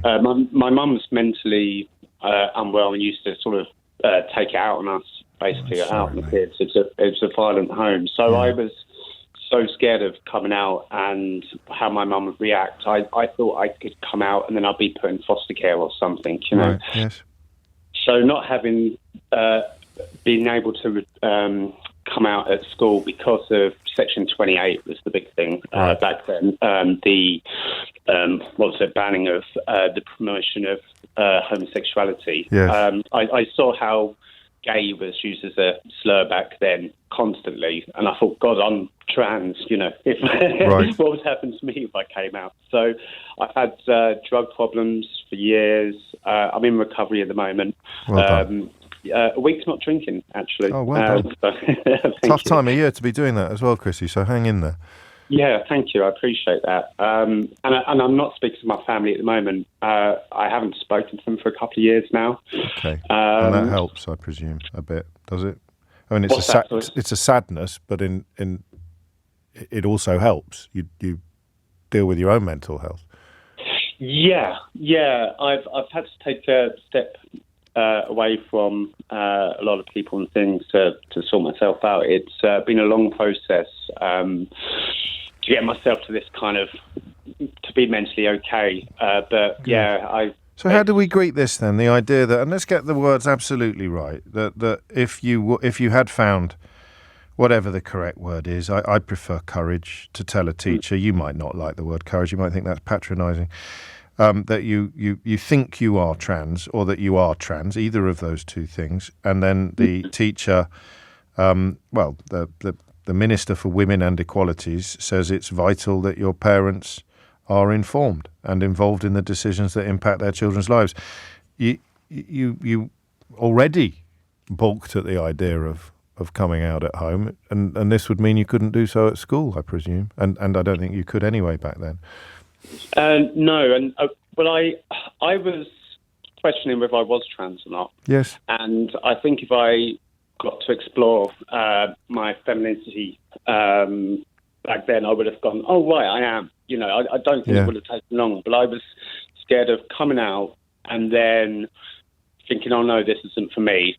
And then once, you know, the box, the lift has been, you know, taken with the box. If I was had to involve my mum with that, then, and went back to being Chris, then that could have caused all sorts of problems. But I think, you know, at least having a place to explore that safely first would have been invaluable to you. Thank you for explaining this so clearly for me. And I don't know if it's fair to ask you this question, but can you see any positives in what is being described in the specifics of child-parent-teacher relationships or safeguarding that triangle of relationships there to reduce the protection that the child has from the disclosure, or can you see any plus to it? Like, I mean, the parent who a mum who was a bit more simpatico perhaps than your mum, but you still felt, if you'd gone through a period of consultation and you'd worked out ways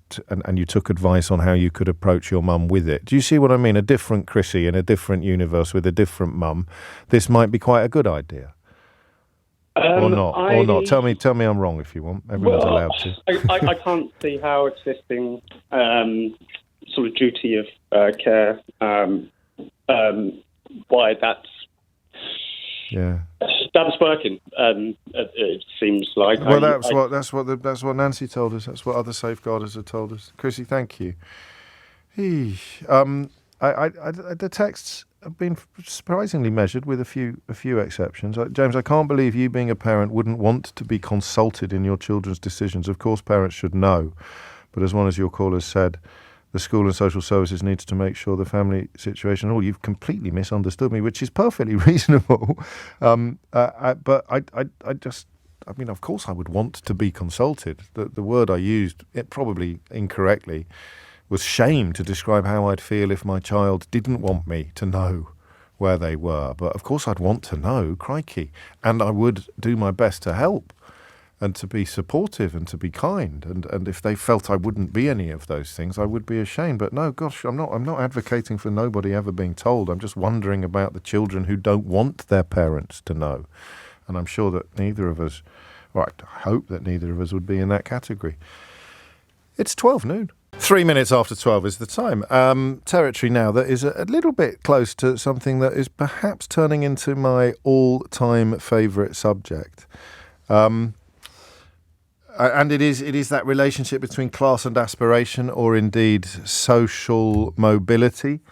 4 minutes after 12 is the time. Talking about, well, you know what I'm talking about. Sorry, I just got a bit distracted there.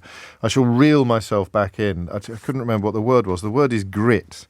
Teaching grit does not close results gap for poorer pupils.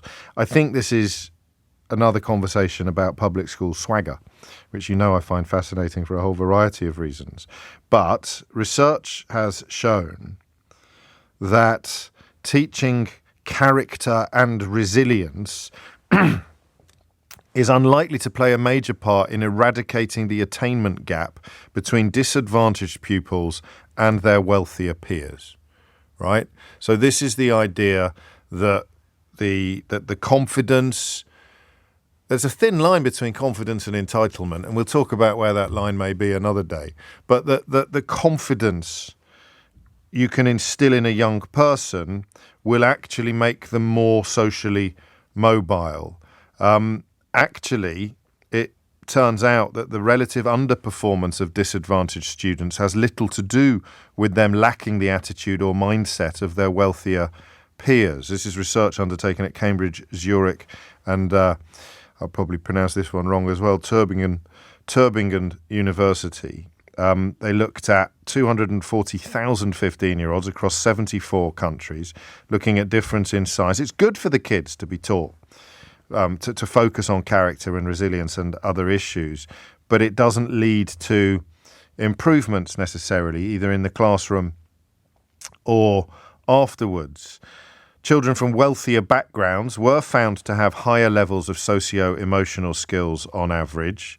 The impact of the discrepancy on the overall achievement was modest. So if disadvantaged pupils had the same social and emotional skills as their wealthier peers, the gap would only close by about 9% and probably less. So let me leave aside the academic jargon and tell you what I think this research is about. You know what will happen. Dr. Rob Grietas of the University of Cambridge will ring in and tell me that I've got it all wrong.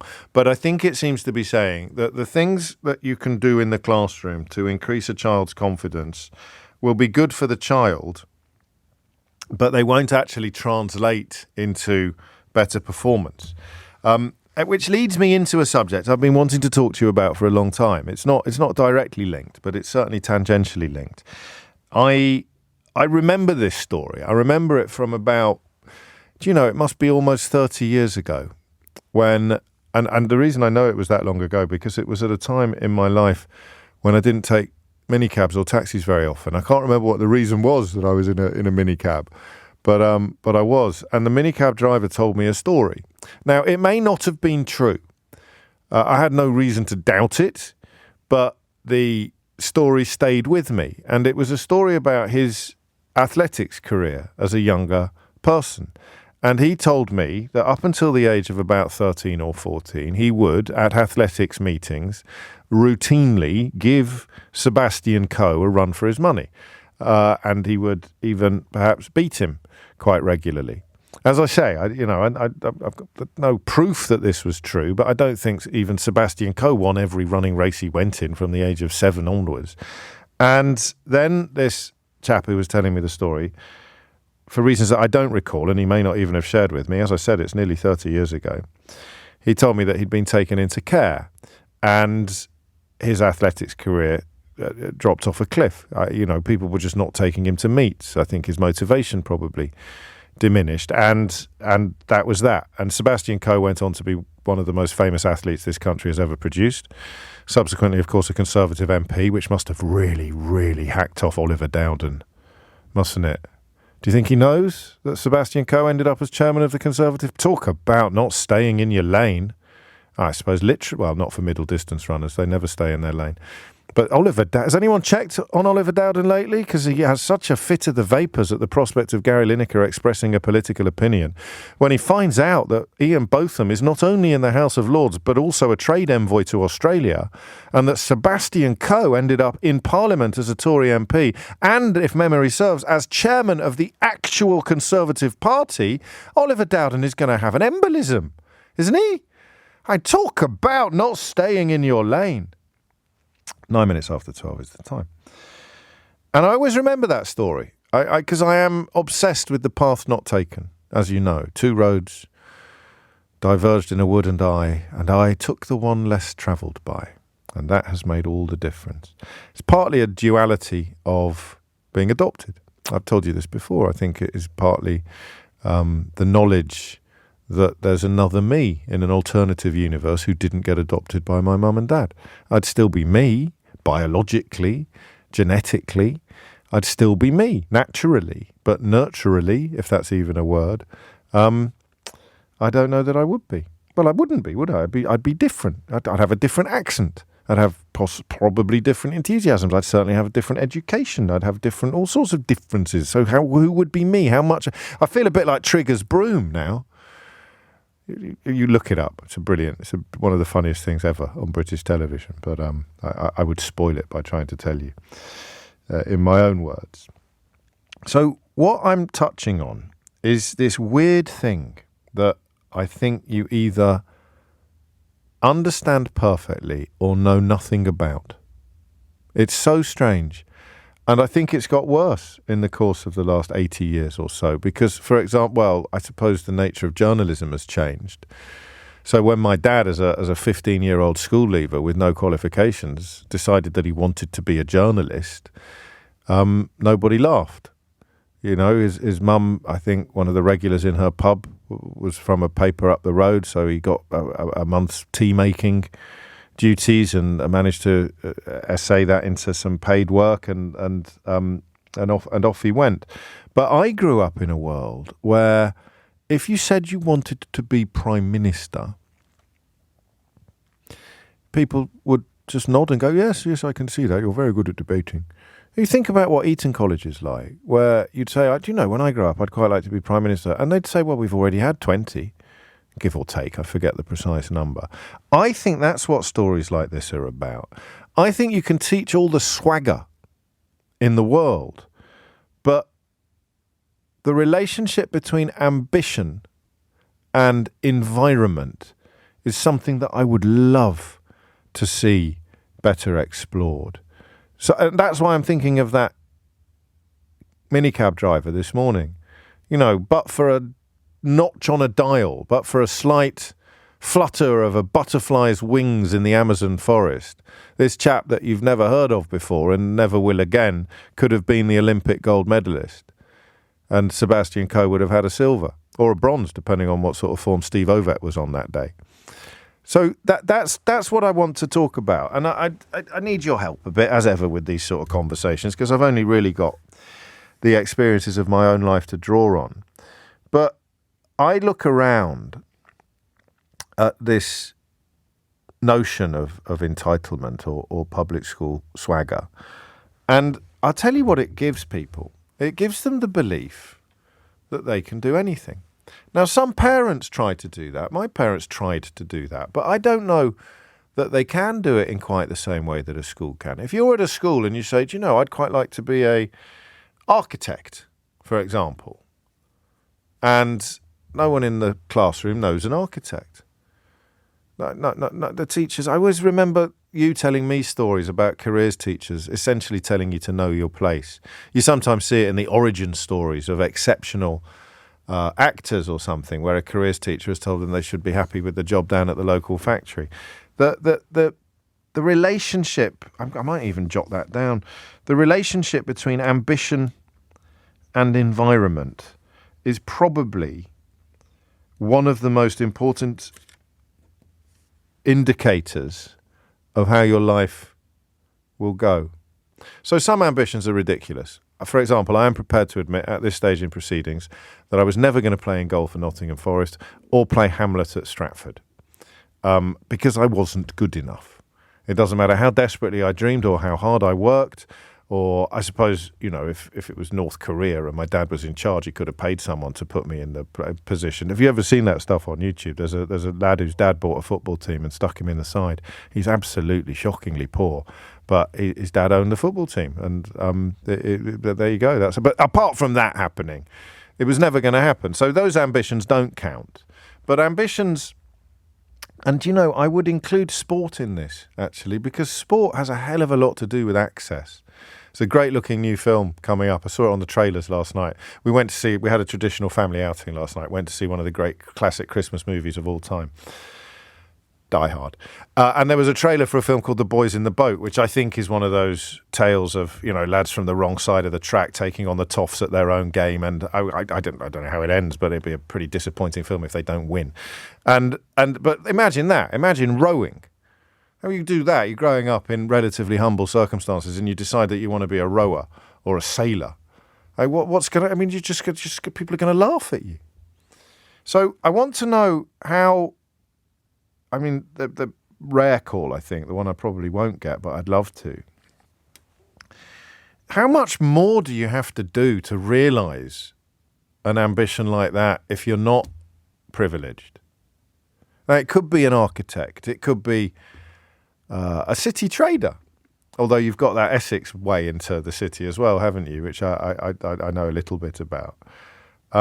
You could, you wanted to be. Do you see what I mean? You just have. What's the word I'm looking for? Belief. I think it's even simpler than belief. You have an ambition as a youngster, and when you share that ambition, nobody laughed, and you don't realise, because you're like me and you're privileged. You don't realise that if you had expressed that ambition at a school 2 miles down the road or in the house round the corner, people would have laughed. Oh, you want to be an author?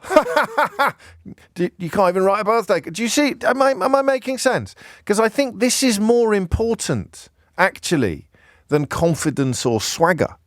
There's an element here of you cannot be what you cannot see. You need examples, you need role models, you need someone who looks and sounds like you to be doing something to help you believe that you could do it too. But that's not enough either. You need to be in a place where you won't get laughed at. So who am I asking to ring in? I think I'm asking you to ring in if you can tell me what it's like when they laugh.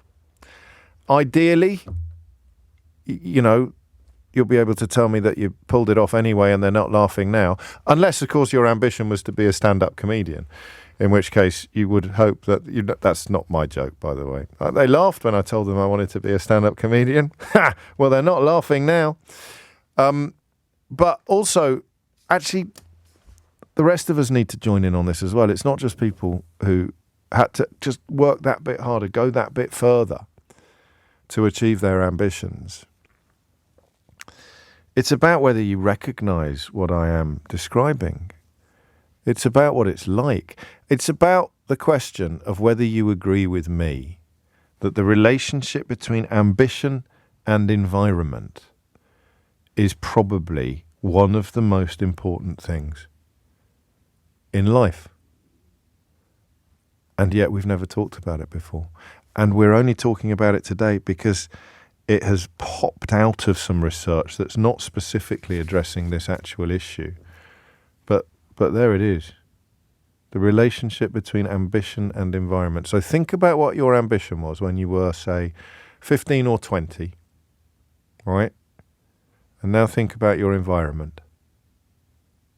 And now wonder whether that ambition would have unfolded in the way that it has if you had been in a different environment.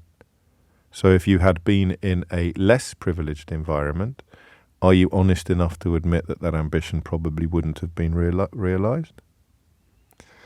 And if you had been in a more privileged environment, do you honestly know in your bones that that ambition would actually have been realised? Because I'll tell you something for nothing. If Jacob Rees-Mogg can become a cabinet minister, then maybe I could have actually played in goal for Nottingham Forest. I guess that the skill set is just so specific, and the inadequacies on a football pitch or a stage are so obvious that that you wouldn't be able to get away with it in the way that someone as obviously inadequate as Jacob Rees-Mogg somehow managed to be a senior politician. 18 minutes after 12 is the time. So there it is. The relationship between ambition and environment. It's huge, and yet we never, ever acknowledge it. It plays directly into the born 3-0 up and think they've scored a hat-trick school of thought, doesn't it? How many people born 3-0 up want to admit that actually, were it not for the silver spoon or the education or the privilege that they inherited or had paid for by their parents, it would be 0-0, or possibly even they'd be 1-0 down. 21 minutes after 12, Nick in Nottingham says, James, we need a keeper at Forest. You don't still have your boots, do you? Mate, you don't need me. And someone sent me this line of Mickey Flanagan's, the superb comedian Mickey Flanagan. I think it's a real line. And it involves a teacher at his school saying, you effing dreamer, Hutton, you will never drive a van. This school is here to provide the people who carry the stuff to the van. And a good friend of mine has been in touch to say just having ambition in itself would have been enough to get you laughed at when I was at school, which is a conversation that we've had together in the past. He is one of the people I think of when I think of these sort of issues, because if he'd gone to a school like mine, I don't know what he'd be doing now, but it would have, and he may be doing what he is doing now, because he's doing great. But the doors that he would have had in front of him when choosing which ones to go through would have been countless. So there it is. Ambition and environment, the relationship between ambition and environment. You know, if I was going to get political, I think I'd even suggest that the reason why we don't talk about this so much, well, actually, I'm not going to tell you yet. You've probably worked it out already. Why don't we talk about this more? Why do you think, James? It's like giving away the secrets of an unequal society. Claire's in Fleet. Claire, what would you like to say? Hello. Sorry, I'm very nervous. It's only me. I've got 3. I know. I've got 3 examples. Twice when I was at school, and then again when I went for my first job. The first time happened when I was in my form class at school. I lived on the Isle of Wight at the time, and I didn't want to go to university because that would have involved moving off of the Isle of Wight, and I wasn't comfortable doing that. Okay. So I'd worked out a way of becoming a legal secretary. Right. This is what I wanted to do at the time. I was about, 13, 14. Okay. And the form teacher, I'll never forget her. She was such a stern woman, and she said, so when do you think you'll qualify then if you do it this route you've imagined? And I said, it'll be about when I'm 26. And she laughed in my face and said, don't be stupid, you'll be married with 2 kids around your ankles by then. Gosh. And that was the end of that. It's not exactly inspiring, is it? She wasn't exactly Miss Jean Brodie, I don't think, not Teacher of the Year award. No, definitely not. And then later when I decided, still not mature enough and didn't feel comfortable enough moving off the island permanently, I decided I was going to go to university in Portsmouth. I'd be the first in my family to do so. And I said that I'd picked Portsmouth, and my history teacher laughed in my face. But I did it anyway. Oh, well done. And then thank you. And then whilst I was at university, I discovered a love of writing, and I also loved ice sport and ice hockey. My local newspaper articles weren't very good, so I faxed in my own, and I said, I think this is better. I was there, and the editor rang me up, and he was like, oh, well, we can use your reports. I said, well, I'd like my byline on it, please. Well done. And he laughed in my face. Really? And 3 years later, I was working there as a junior reporter, and 5 years later, I was the sports editor. Brilliant. So you had the drive regardless of the... I have this question's a little bit... I don't know. I'm going to be a bit uncomfortable asking it. But what if people had been giving you... Because this is a success story, Claire.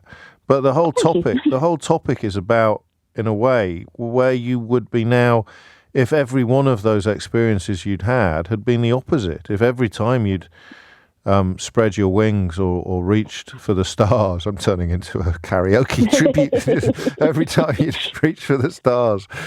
You'd been encouraged. You'd been encouraged and told that you would, you know. Yeah, I think it was very much. I realised very quickly that I was alone, if you know what I mean. If I wanted to get it, I'd have to do it myself. Yes. Like my parents, my parents were split up. My mum was disabled, living on the benefits. My dad, who was estranged from my mum, refused to do the means testing, so I had to pay full fees at university. Yeah. I paid for it all myself. I worked 3 jobs whilst I was at university. But I was determined because I was like, no, I want this, and I have to get it. But I do think there was a lot of people that were quite happy to watch me fall. Yeah, and but also you worked. Oh well, do you know what I mean? You worked 10 times. You worked 10 times harder, clearly, to get to the same place than somebody who'd been born with a more privileged background, or someone who had been raised in an environment, I'm thinking more of school than home, where this was encouraged. That's the point. I think that's why we never talk about it, because nobody ever wants to admit it. No, but you remember when we talk about private education and people always say, well, I work bloody hard to send my child to that school. And you sort of think, well, what do you think the person over the road does all day who could never afford to send your child to that school? Do you think they just sit there, eating twiglets?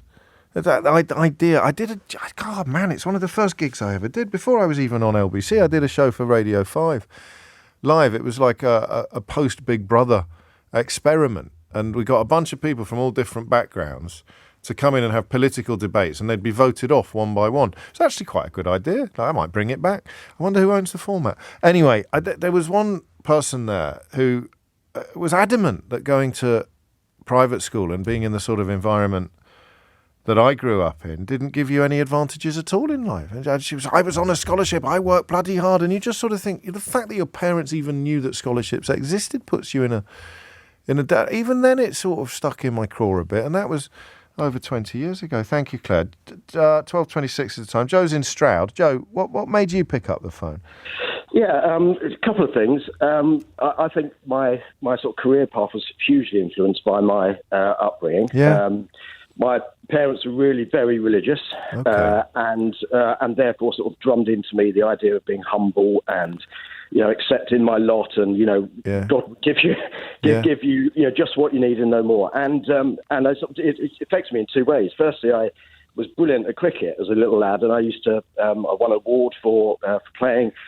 And several years later, or actually about 5 years ago, and I'm almost 50 now, my best friend was having a conversation with the cricket coach who trained me, and said, yeah, that little Joe is a brilliant cricketer, but he had absolutely no ambition. Yeah, and I think my parents, let me go to cricket, but they never really pushed me or encouraged me to excel at it, because they sort of had this idea about not sort of being too big for your boots and that kind of thing. But then another sort of flip side of that is when I was at school, I went to grammar school, and when I was applying for university, I wanted to go and do sound engineering, and I came top in politics in my final year, and I basically, the teachers and my parents said, no, you shouldn't do that. You need to go and do an academic subject. You're too good to sort of do something vocational, because I was excelling academically. And so I did sort of scratched around. I actually went to LSE, would you believe it? Your alma mater. No good will come of that. And I did all right. I've done all right in life, but I'm probably not doing what I wanted to do.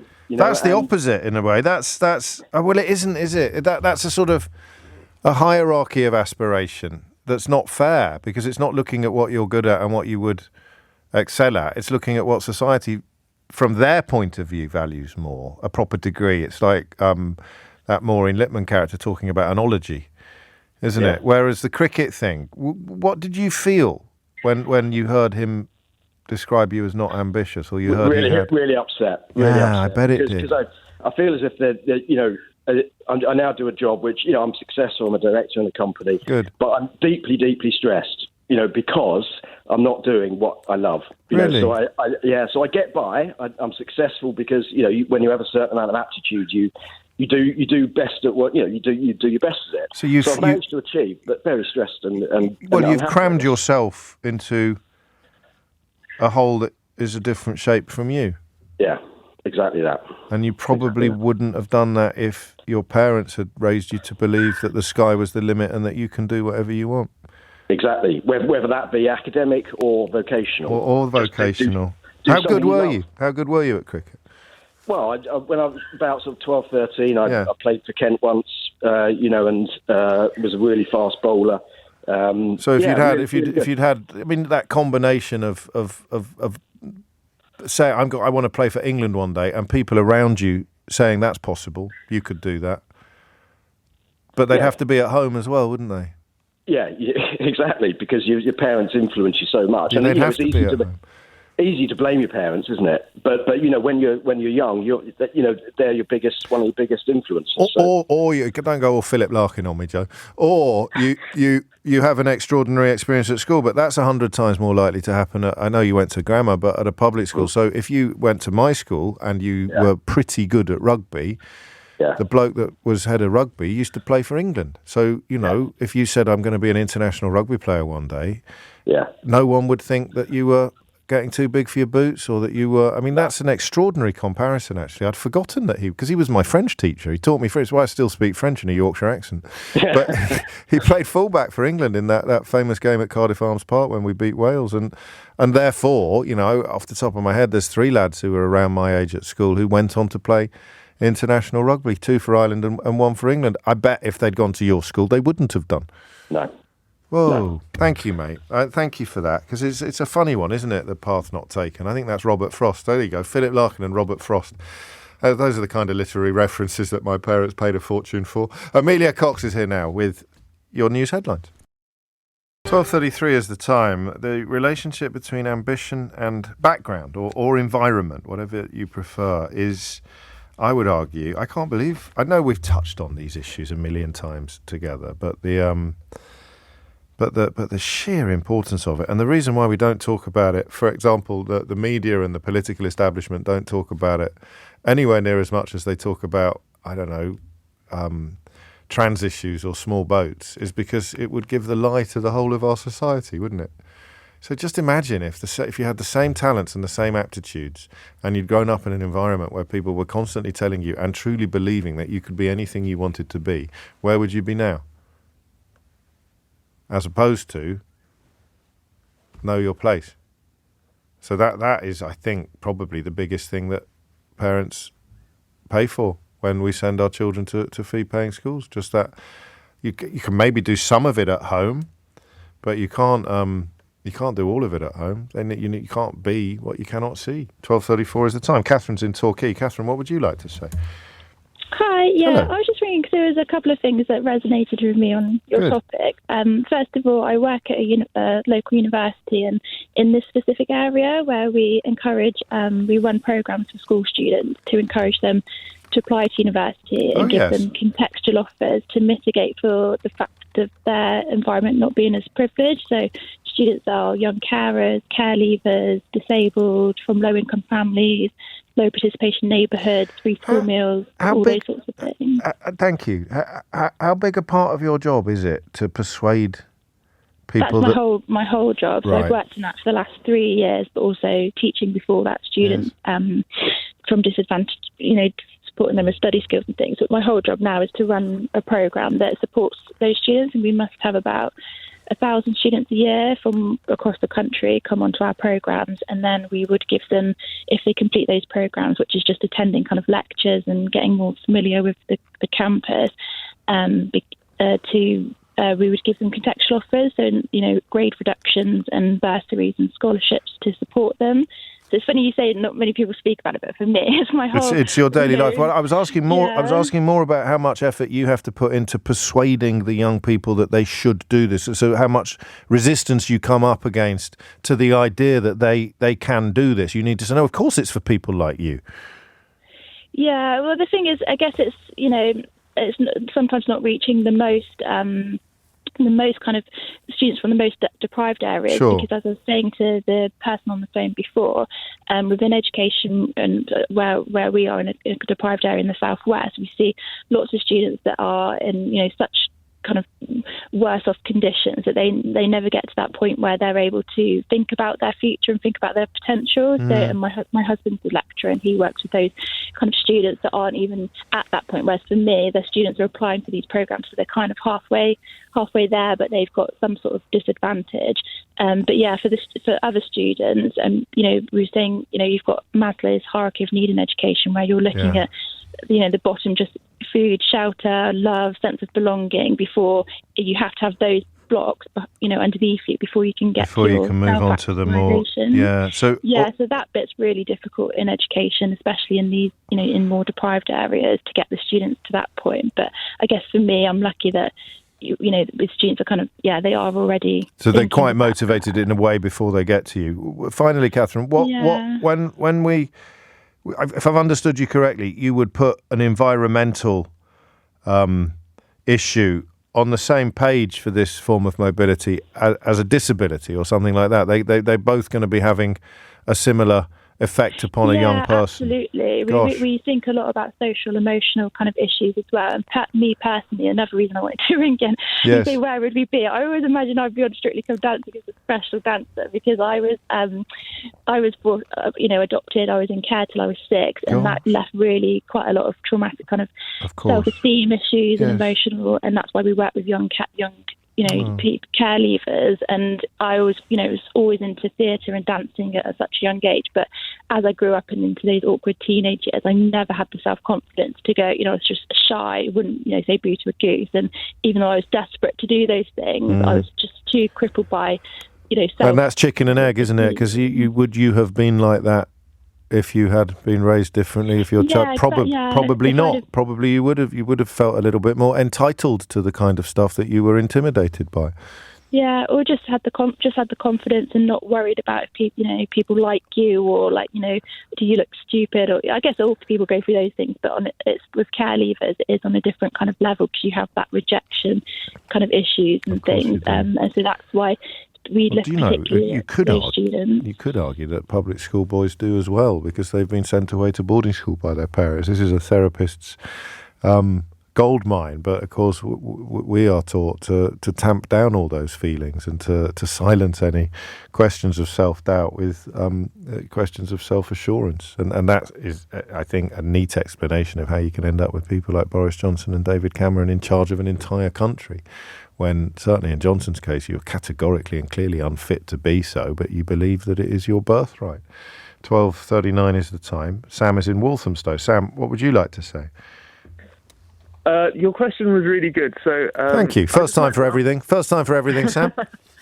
I just wanted to ask you a question first. So initially, if somebody tells you can't do something, what is your immediate follow-on thought? Yeah, I push back immediately. I say, yes, I flipping can. I mean, in fact, even here, and this is a little bit childish of me, but if, for example, there would be a bit of pressure to not return to a subject that we'd done yesterday or that someone had done elsewhere, that would make me more likely to do it, which is pathetic, right? Where do you think you got that from? Well, there's two. I don't normally let people do this, Sam. I know I'm normally very quick to insist that I ask the questions, but proving my point. I think you've set. Yes, it is proving your point. I think you've set two hairs running here rather than one, because I think that pushing back against authority is a little bit different to self-belief. So you've picked the pushing back against authority part of my personality, which is a little bit childish, whereas the believing that I can do so, I've actually missed. No, you are. You're correct. And the second one, I don't know where that comes from. No, personally, no. I had quite an authoritarian mother. Right. My dad wasn't around. Came from a kind of deprived area, working class, but saw everything. I guess I was born into seeing that life is hard. Yeah, and then if you think life is hard, then you just know, then it's just about accepting that and then just working hard, right? Logically. Yes. And I'm not sure, when you mentioned previously that at your little round table, somebody said that being from a public school is actually somewhat of a disadvantage, or it doesn't necessarily give you an advantage. Yeah, I thought that was Rolex. That was her trying to. There was a radio show I did years ago. That was her trying to convince herself that her success was entirely self-generated, such as the success was entirely self-generated. So it's the born 3-0 up, but you think you scored a hat-trick school of thought. You might actually end up 4-0 up, but you were born 3-0 up, if you see what I mean. So yeah, of course. But that's natural. You say to me, there's no earthly way. I love this job. I'm very proud to have it, and I love doing it. I am fulfilled. If you said to me, there's no way you'd be doing that if you hadn't been to the school that you went to, I think that 10, 15 years ago, I'd have pushed back against you. Now I would completely agree. I'd shake you by the hand and say, well done, Sherlock. You got it. So there's a lot of stuff going on.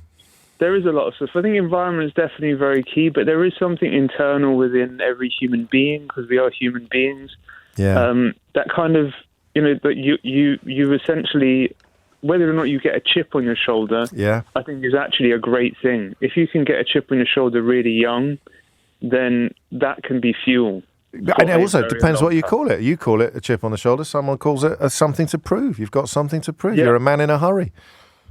Yeah, and I'm not sure if that can be taught necessarily, or if you're born with it, or if you just observe and then you kind of get annoyed about the sort of social injustice or the plight of the working class, and you just use that as fuel, as like, well, I'm going to be the working class hero for my area or something.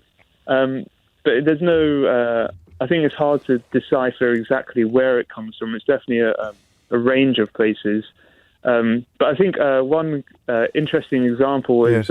this is quite outsized, but is Arnold Schwarzenegger. Came from a very, very small town, somehow just saw one bodybuilder and realized, oh, this is what I want to do.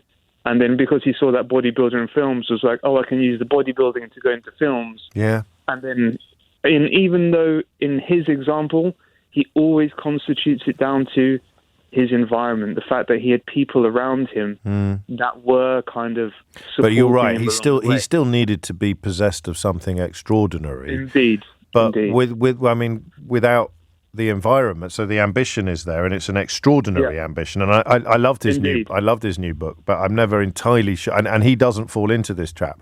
But some people who've enjoyed great success in life, when they tell their stories almost in a self-help format, you sort of think, well, you're denying the extraordinary element of your own makeup. You're just teaching us all the bits that we do have control over, and you're ignoring the bit that we don't. He doesn't do that. But would he have one without the other? If he hadn't had the people around him helping him, he wouldn't have got to where he got. And if he hadn't had that extraordinary drive and impulse. What made you ring in? Because you've been quizzing me. Where do you fit into these equations? I guess, well, the time that it really makes sense is I was probably like 25. I had a really bad drug addiction. I had no job. Right. So work out how to fuel that one. And then I just had this idea. I was like, I need to buy a house, because if I buy a house, then I can pay my mum's mortgage and I can move out and kind of pay for myself. And everyone around me was just like, oh, you're stupid. I mean, where did you get this idea from? Yeah. And that was enough fuel. Like, just the vision gave me fuel, and then everyone telling me that I didn't like anything, that it was impossible, was just even more fuel. And then I went off, and after many, many years, eventually pulled it off. Brilliant. You do have to I think the only thing I really learned along that path is, that just like with social influence on social media, you have to really control the people that you're around. And well, but that's a gift as well, Sam. I mean, how many people can actually do that? How many people can make the conscious effort to put themselves in an environment that is encouraging as opposed to discouraging? Crikey. That's a slightly unfamiliar experience for me. That it came straight in, got me right up on the other end of the phone line from where I would normally feel that I was sitting. Thank you, mate. 12:45 is the time. 12:49 is the time. I'm really pleased we did this today, and I'm really pleased that we've pushed some of the buttons that we tried to push, because I think it is. It's probably harder for someone at my end of the telescope to be clear-eyed about the importance of this relationship between ambition and environment than it is for people in the position of most of our callers. Here's a first. It says on my screen, Fatima, on the way to the BBC Sports Personality of the Year Awards, which is the first time we've had that location offered up. And it rather narrows down the numbers of Fatimas that it could be. Fatima Whitbread, of course, herself an Olympic champion. Hello, how are you? Very well. What made you pick up the phone? Well, I'm a very big advocate for children in the care system, and I'm doing an awful lot of work as we speak, both for the care system sector and for the children who are most vulnerable, children and young people. And we've got to really celebrate their remarkable resilience that they show in the face of adversity, because a lot of these children arrive in the care system sector, and they have what is unfortunately stigmatisation. They arrive with a set of particular issues with emotional and trauma and abandonment and neglect. And I can tell you, as somebody who lived in the care system for 14 years, abandoned as a baby, and then spent my first 14 years in children's homes, it's really important that you find good role models for these young people and give them the opportunity of having better life outcomes. Now, part of that, obviously, is for young children like me. When I was in the children's home, I had a very good auntie who I called my bright shining star. And then Yeah, and she used to be like, we called her the tickle monster. So basically, she'd come into children's home and I'd wait under the bed sheets for her to tickle me. Until she tickled me, I wouldn't get up. So I'd probably still be there now. No, but the fact is, Dan, is that a lot of these children, they need help. They need the opportunity of giving them, life's chances. How does that work? Because it's easy to say, but for you to believe that when someone tells you that you can reach for the stars, for you to believe it, that's the trick, isn't it? It is. I mean, for me, care leavers, we hear often now, 18 is when they leave, go into independent living. That's far, far too young. Most conventional families, 28-year-old, children, and that's a big, vast difference for emotional growth, skills, and skilling people up ready for adulthood. And for 18, that's quite young. So, no, for me, and let me explain to you, sport was my saviour. Yes. And for a lot of these children, it's finding someone who they can connect with, who can give them, as a role model, ideas as to what it is that they can truly believe they can become, who and what they want to become, and that, at the end of the day, I watched Mary Peters when I was 11 years old win the Munich Olympics in 1972. And as I said, sport was my saviour, because a lot of these kids that live in the care system, they can find it emotionally disturbing. They can't get at their process the situation very well. And just to have a role model that is something that's so important, yes, whether it be a teacher, whether it be, someone who lives in the care home with them, or even just a forever friend. They call a forever friend, somebody who's looking out for them, like an auntie or an uncle, because we all have auntie, uncles and nans and someone granddad. Who believes in you. Someone who believes in you and is going to share that moment with you, encourage you. When was the first time you said to someone, because presumably you were still in care when it happened, was the first time you said to yourself or to someone outside, to someone else, that you were going to win an Olympic medal one day, or you were going to break the world record one day? It's very simple. When I was 14, I played in a netball match, and sport, as I said, was my saviour. Yeah. And I can remember this match was a cup match, and I was raising my voice, encouraging my team as a captain, and nowadays you'd call them mentors. Back then they called them a pain in the ass. And the whistle went, and the lady said to the umpire, "Young lady, any more of that and you'll be off." Well, this happened a couple of times, and then after that I joined the local athletic club because that was the end of the netball season. Right. And I wanted to throw the javelin, and I saw this tall blonde guy, and I went over there. I thought, he's interesting. So I picked the javelin up, and he said, "You can't do that. You have to wait for the javelin coach." So in the stand waiting and the toe tapping, like all these kids, survivors in homes, they're a bit feisty. And then I was told, "Oh, here comes the javelin coach." And as this person walked across the infield, I looked and I did a double take. Oh my God, that's that same umpire on the netball court who told me off. Yeah. And so this is a true story. And she came across and I was introduced, and she said, "I know who you are." She said, "You're that Fatima Whitbread." She said, "You're Fatima, aren't you?" She said, "Any of that cheek that you showed on the netball court, you won't be throwing a javelin here." Gosh. And my story each week. Ask mum and dad to come up.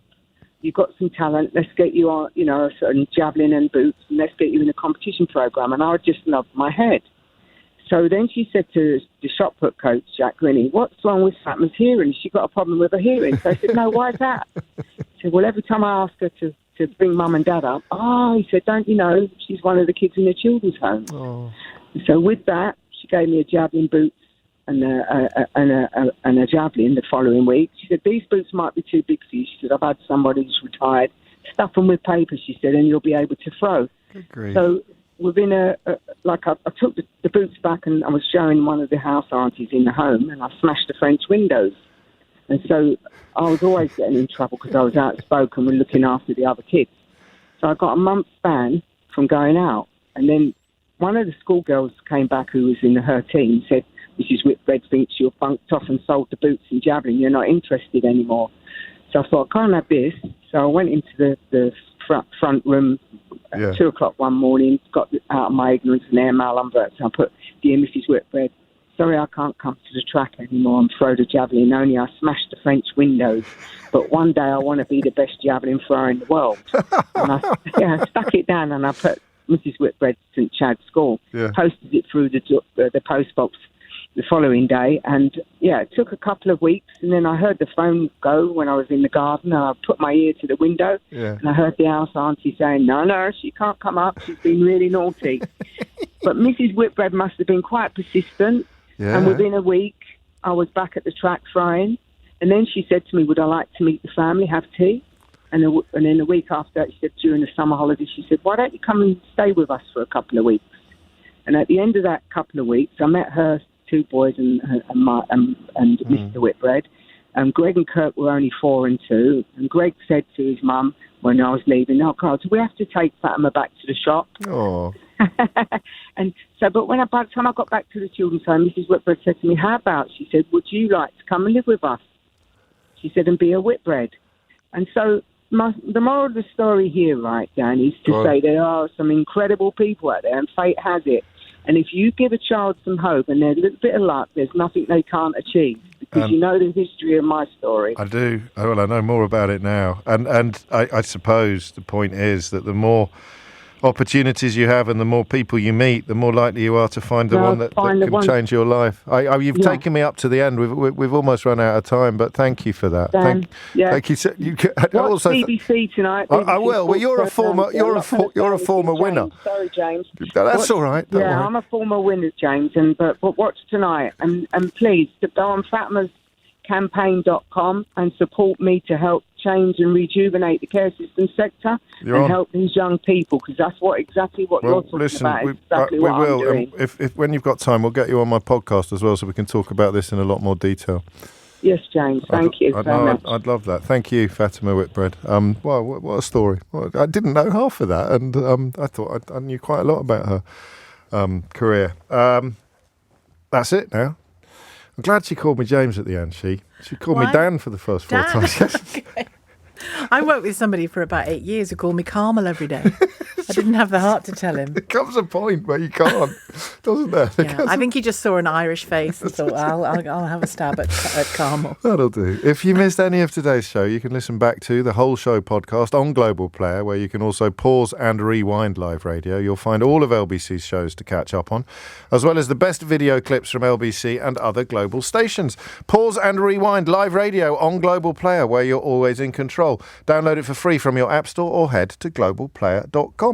Coming up at 4 on LBC, it's Tom Swarbrick, but now it's time for Sheila Fogarty. Now it's time for Sheila Fogarty. Now it's time for Sheila Fogarty. Now it's time for Sheila Fogarty. Now it's time for Sheila Fogarty. Now it's time for Sheila Fogarty. Now it's time for Sheila Fogarty. Now it's time for Sheila Fogarty. Now it's time for Sheila Fogarty. Now it's time for Sheila Fogarty. Now it's time for Sheila Fogarty. Now it's time for Sheila Fogarty. Now it's time for Sheila Fogarty. Now it's time for Sheila Fogarty. Now it's time